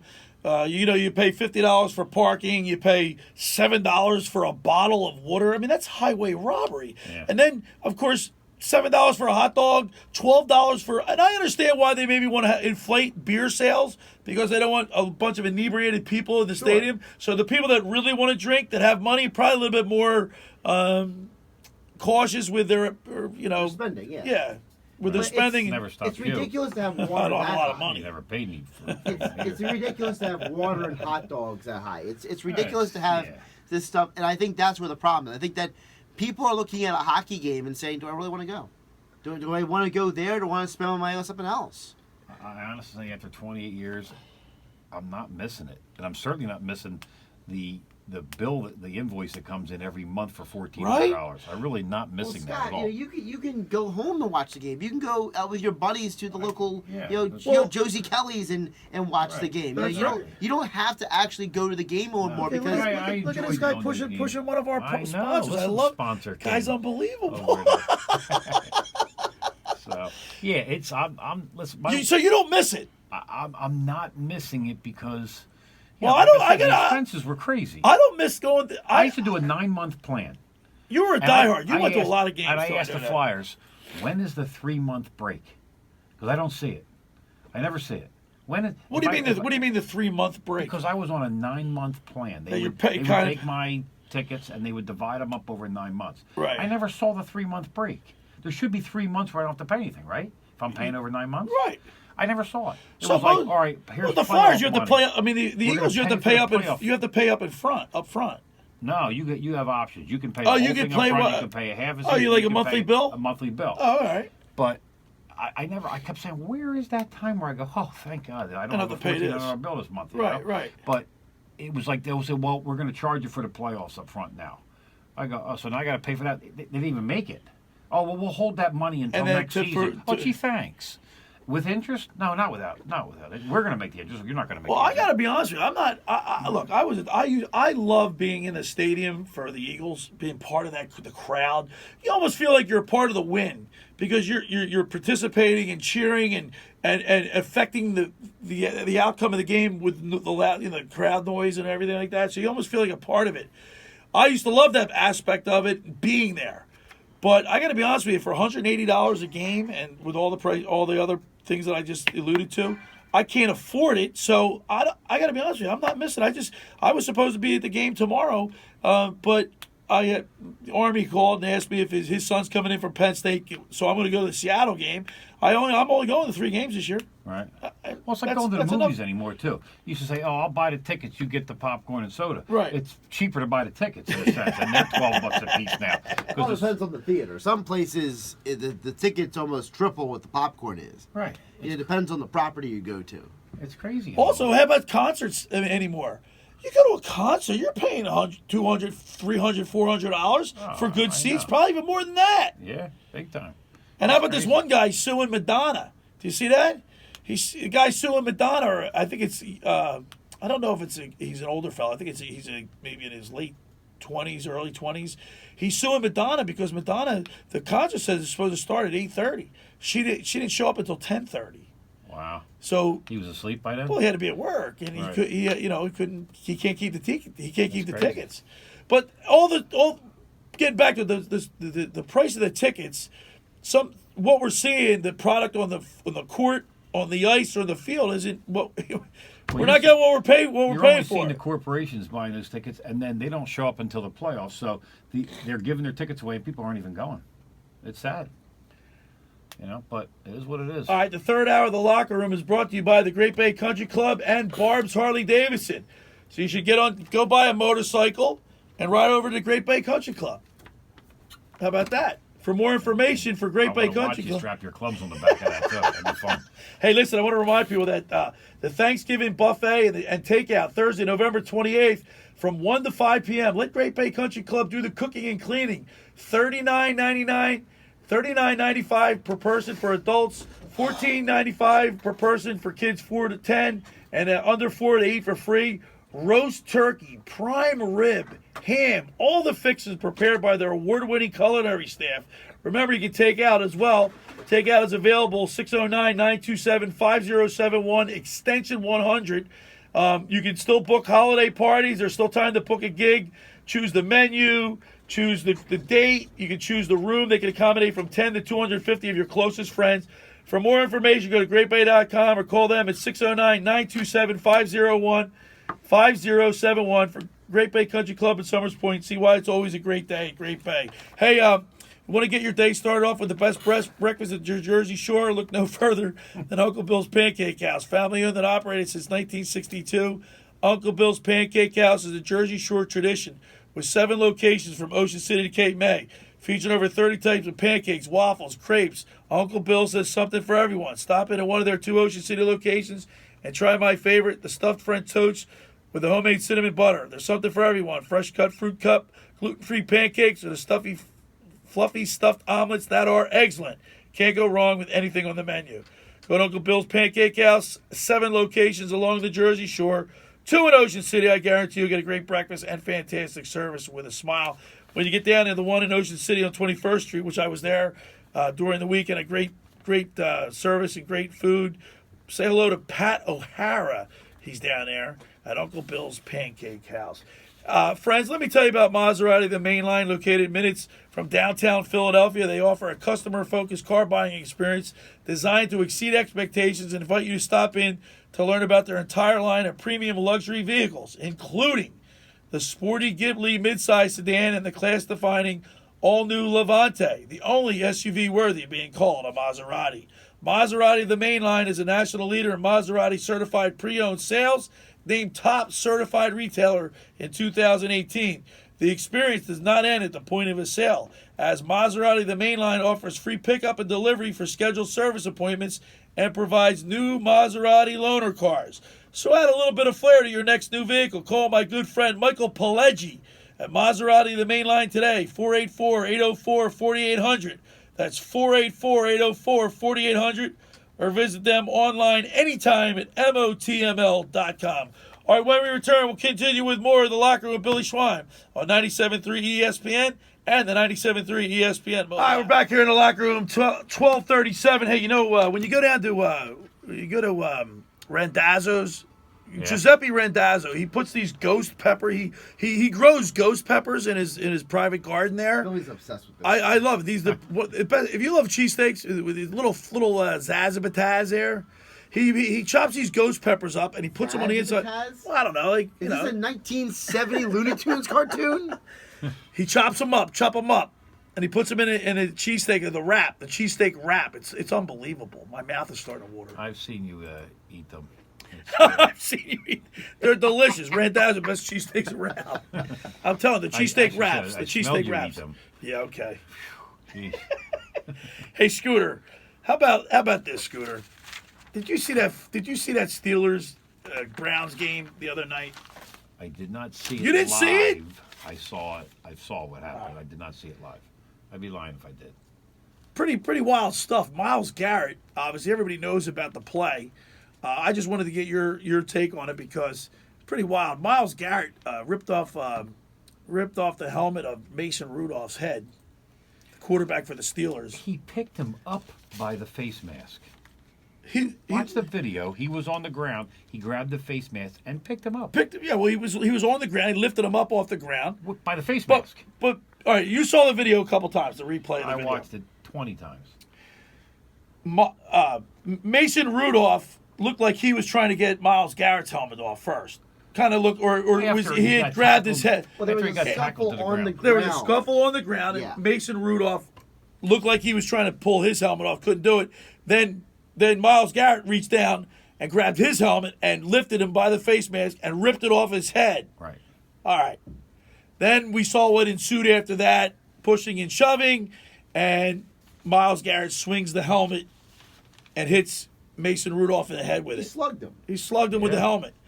I If mean- that helmet would have hit him it looked like it hit him on the open side. Yeah, it hit on the pad. It on the padded inside. Right. Had that helmet been turned the other way, it could have done some serious damage. Oh, well, he just came back from a concussion, too. Right. Yeah, Right. a couple Not weeks too ago, long. he had a major concussion.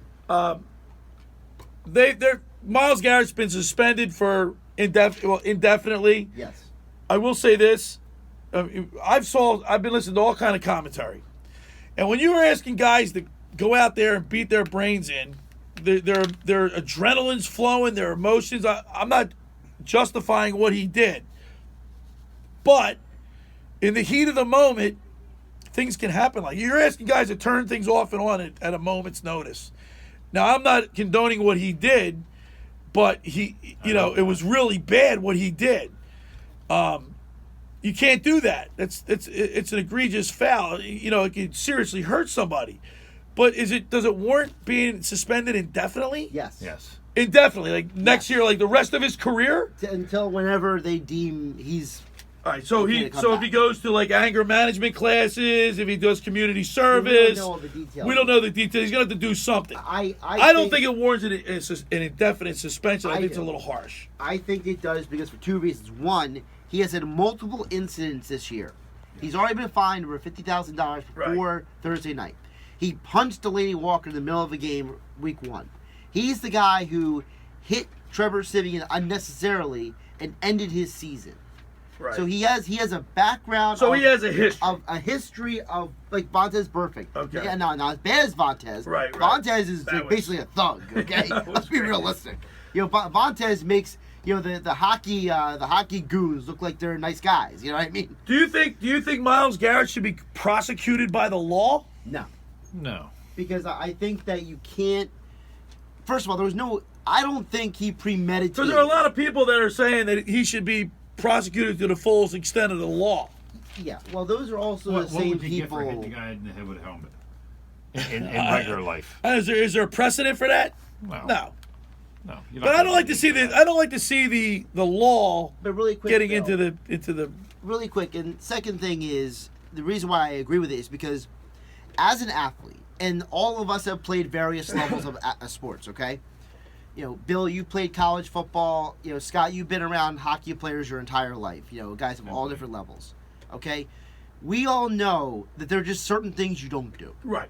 There are There's certain a things- brotherhood in the NFL. There is a code. There is a whenever you play a sport, there's like for example, you play baseball, you know you don't do certain things, right? Right. You know, you play football, you know you don't do certain things. You know, like for example, in hockey, I have never seen a guy slash a guy in the groin.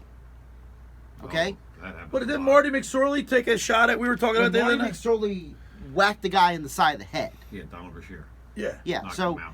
but there are certain things you just don't do. You don't do that either. Okay, well, that's what I mean, though. There's a list of things that you just never see guys do. I mean, this is an uncharted territory. There have been instances Well, throughout Antonio- sports. 6 years ago, Antonio Smith ripped off Ricky Incognito's helmet Right. and swung it at him. Okay, And missed, yeah. You know, we saw the fight between Miami and FIU. I think it was 2006, where you know the guy took off a helmet and threw it at somebody. We've seen people, but it's so infrequent. Right. Yeah, it's not like we're happening every year. A guy is swinging at somebody with a helmet. So I didn't realize the in-depth of how deep Myles Garrett's infractions have gone. I knew he had a few problems, but I didn't think it was like you just listed things that I Well, I was aware of, but I didn't remember. He got fined for 2 Well, here's Right. the thing. Illegal you might not hits. process Right. it- may not process it because one incident happens, okay, but then another incident, but you might not always add them up. The problem is that the NFL is adding them up. Right. All right, hold on. And then, of course, there were other players that were involved. Yes. Marquise Pouncey, Larry Oganobi was another one. Joby. Ogunjobi. Right. He was. I blew that right. I, I you did. practiced on it. I prepped you 16 I know. times. What the heck? No one's perfect. And both teams were fined $250,000 Yep. for their participation. Listen, you know what I want to I- know? The worst part about it was just it was flat out ugly. There was 8 seconds left in the game. Right. The game's And for over. that to happen, it just ruined the whole. Let me ask you this: what did Mason Rudolph say, That get hit. or to get him Well, going? because like he that? threw a screen pass, and Myles Garrett continued to try to. He had him up He high in the followed through chest. with his tackle, which was Yeah, but wrong. it wasn't a hard. He didn't. It looked like. Oh, he pounced on him. Yeah, but he didn't. He didn't. In other words, he was having a hard time getting him down. He It wasn't like. In other words, Mason Rudolph was like, "All right, get off me," and then he put him down. Yeah, you know what what I did he mean? say at that so on the way, point? well, That I'm got sure him- Mason Rudolph was probably pissed that the play was over for him. Right. I mean, that should have been a roughing penalty anyway. Absolutely. I I don't think it was. They did not call a They did not call a roughing. Really? No, Oh my God! because it was like worse than anything it was that almost like happened. in slow motion. Wow. To me, it looked like it was like in saw other it words, slow he, motion 5 Mason times. Rudolph turned to throw the ball. Ball is already out of his hands, and Myles Garrett continued with his hit. Right. Right. But it wasn't a big enough hit because he was so after the play But that. he didn't like crush him Crush or like him. body slam. No, But- it's like but he here's was what not happened. gonna It was like quarterback he anymore. no, but it was like he struggled to get him down. He like continued to try to get him down when the play was already And over. then when they were on the That's what I ground, think then he they was- started he was scuffling. pissed about. Yeah, and that's what Mason Rudolph was But pissed I about. wonder what he said to really get him fired up, to grab him by the helmet and pick him up by the I don't helmet. think no, because Mason Rudolph tried to get his helmet off. I don't know if he tried to get off, but he looked Yeah, like he he was did. trying to do something. Because Yeah, he No, was- it looked like he was trying to get his helmet off, and he Yeah, he couldn't was. do it. Yeah, he was. Look at Billy's the right. video. Billy- And then He was grabbing him by the back of the helmet and, and trying then to yank it Pouncey, off. you and I had a dispute. Pouncey was kicking him. You saw the kicking, but he Well, he never saw 3 never. punches, then he kicked him in the helmet. But it didn't. The kick did not hit him blatantly in the helmet. I'll Look pull at it it up. again. I'll It sh- did. I'll show it There's to you again. You can see a leg. There's somebody's leg that is between Pouncey's foot and the other player. Now I'm not saying that looks bad. That the optics of that is horrible. But it didn't hit. It didn't connect. Look, if I'm wrong in this, at me on Twitter, at Josh Hennig. I don't think Pouncey should have gotten 3 games. I think he should have gotten one game. One game, that's it. Because he was sticking up for He's me. defending his quarterback. That's We're exactly in a league where everything is built around Yeah, but see, defending the Josh, quarterback. like I said, the optics don't look good. I don't care about the optics.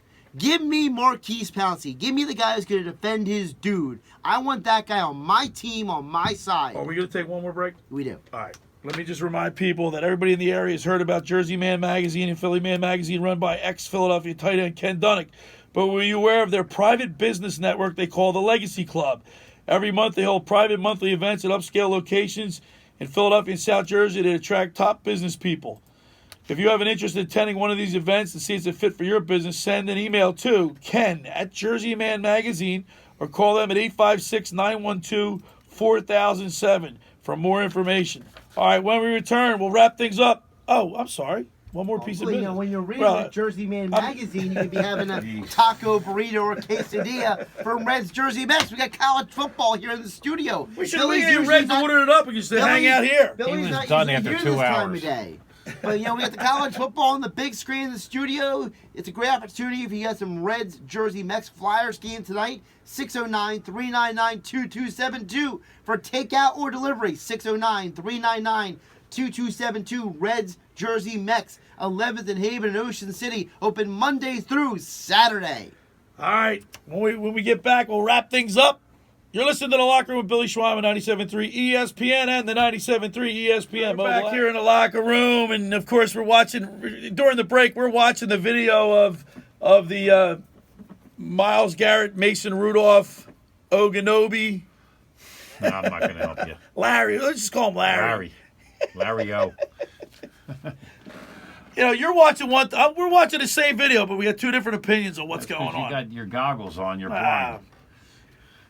So there was stuff The in there. optics of it I doesn't agree look with good for the everything NFL. So far. I agree with everything. And you think Mason Rudolph's going to get a suspension? I think he might get a game suspension because obviously he tried to rip off, But he was on his Garrett's back, and head, Myles Garrett tried to body rip him slammed off. him. He didn't like it, no doubt about it. And I'll bet you there was a few choice things said. Listen, I just had a kid suspended for 30 days for you? making a comment in a game, in a hockey game. Right. He said a word that you're not allowed to He said say a word, anymore. you're really not. So what did Mason Rudolph say to really set Myles Because Garrett remember, off? nowadays we have to worry about our feelings. Well, we do. We're snowflakes. We're snowflakes. I know. No doubt about it. I can't. I'm Just not. like the dolphin in Jim Carrey's movie. Wasn't he called Snowflake? It was actually called Snow. He was called Snowflake. Ace Ventura. Yeah, but how did you- Pet Detective. Yeah, but why Pet would you bring detective. what's that have to do with Because it's this? Snowflake. That was his name. That was the dolphin's That was name. Dolphin's nickname, Snowflake. yeah. Come on, man. What the heck's wrong with you? Dan Marino was in Hey, that listen, movie. I got to mention something. Did you ever see that thing where they do separated at birth? Yeah. They show that? They show it, something Yeah. like that? Watching the Sixers game last night against Oklahoma City, Steven Adams is center. If anybody watched the game, look at Steven Adams, the center, and pull it up on your phone. Steven Adams, he's a center for You know number he look. 12. You know what I thought he looks He like. is Jason Momoa's brother from Might as another. well be. I mean, it's scary how much they look Spitting alike. image. Who's Spitting that? image. All right, who's the actor? He's from England. Oh, that's a good clue. He's from England. No, he has the dark. I Oh, can't. my All right. God. Here we Well, go. I'm not. The actor from He, England. he's You got. know, Can Forget it. you name anything No, he's been in? what no, was he I gonna- can't even. That's Then another. let's move on. Let's Yeah, move on. forget it. All right, I'm not yeah. going to bring it That up. was fun. No. That was He good. looks But like yeah, him, though. Look up Steven Adams and I know. Jason I know what I'm Momoa. talking about. It's just Scary how fun. It's a shame we're on radio. We can't show anything, but I know. the comparison's crazy. He And does actually, look just you can like type in comparison, Yeah. and there've already people have talked about it. But Yeah. I'm watching them. I said to my wife, I I wouldn't go, even know, 'cause- who's that look like? She goes, Jason Momoa. I don't watch the Game of Thrones, so I wouldn't know that guy. I'm not a Game of Thrones person either, How but did you I know saw it. I've seen him, and that's not the only He's thing been he's on- done. I've never even seen. I have never He's even Aquaman, seen too. Aquaman, too. Never even seen that. I You've know. never seen a commercial for Aquaman. Nope.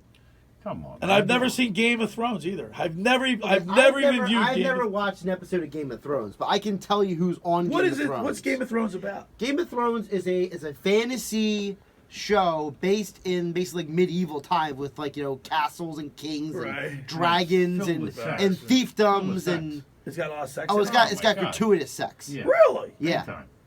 So that's Oh, why so that's I'm the surprised allure, you didn't watch it. Well, that's why half the dudes watch it. Really? Yeah. Oh, it's crazy. I never watched it, but I know about it because There's everyone some tells English me about actors in there too. It. Well, there's some English Not that you actors would in know there. their name. These actors today. I don't. Hey I'm Bill, not- what's coming up on your show tomorrow? Oh, I got a big show tomorrow, man. Yeah? Great show. I have a great mystery guest. Eagles mystery guest is it? tomorrow. What am I gonna tell you? It would be a mystery. It's then. a mystery. It wouldn't be a mystery if I told tune you. in Look, to he find just out. so he just I trying to almost- give me. He's I just trying to almost give me a goaded spiel. you right Nah. into it. Of course, we'll talk to Scott Grayson. We'll have Bill Beverly in the studio with me. Bill Beverly. The Oh, Bev. Dallas Yeah, he's Cowboy coming in. fan? Yeah, he's coming in, What's man. wrong with you? I got to beat him up a little bit more. I lost the my bet. God. And then, of course, we'll have fantasy football guru Brian Hartley. We'll be on from 10 a.m. to 1 p.m. That's right. Take you up to Tony Bruno's countdown to kickoff. I like the 3 Are hours. they going to be at Toll Man Joe's? They'll be a Toll Man Joe. Live at Toll Man Joe's. Hey, Billy, what's the website? My website is The Locker Room with Billy Schweim. No, The Locker Room BillySchweim.com. Jeez. My YouTube channel is The Locker Room with Billy Schweim.com. I like the 3-hour show. That was a lot of Nice. Yeah, I You, went you fine, can bud. expand on what you're talking about. You don't have to cut yourself short so much. Stay tuned for coming up next the best of the sports bash. Then Rutgers countdown the kickoff with Nick Costco. Stay tuned.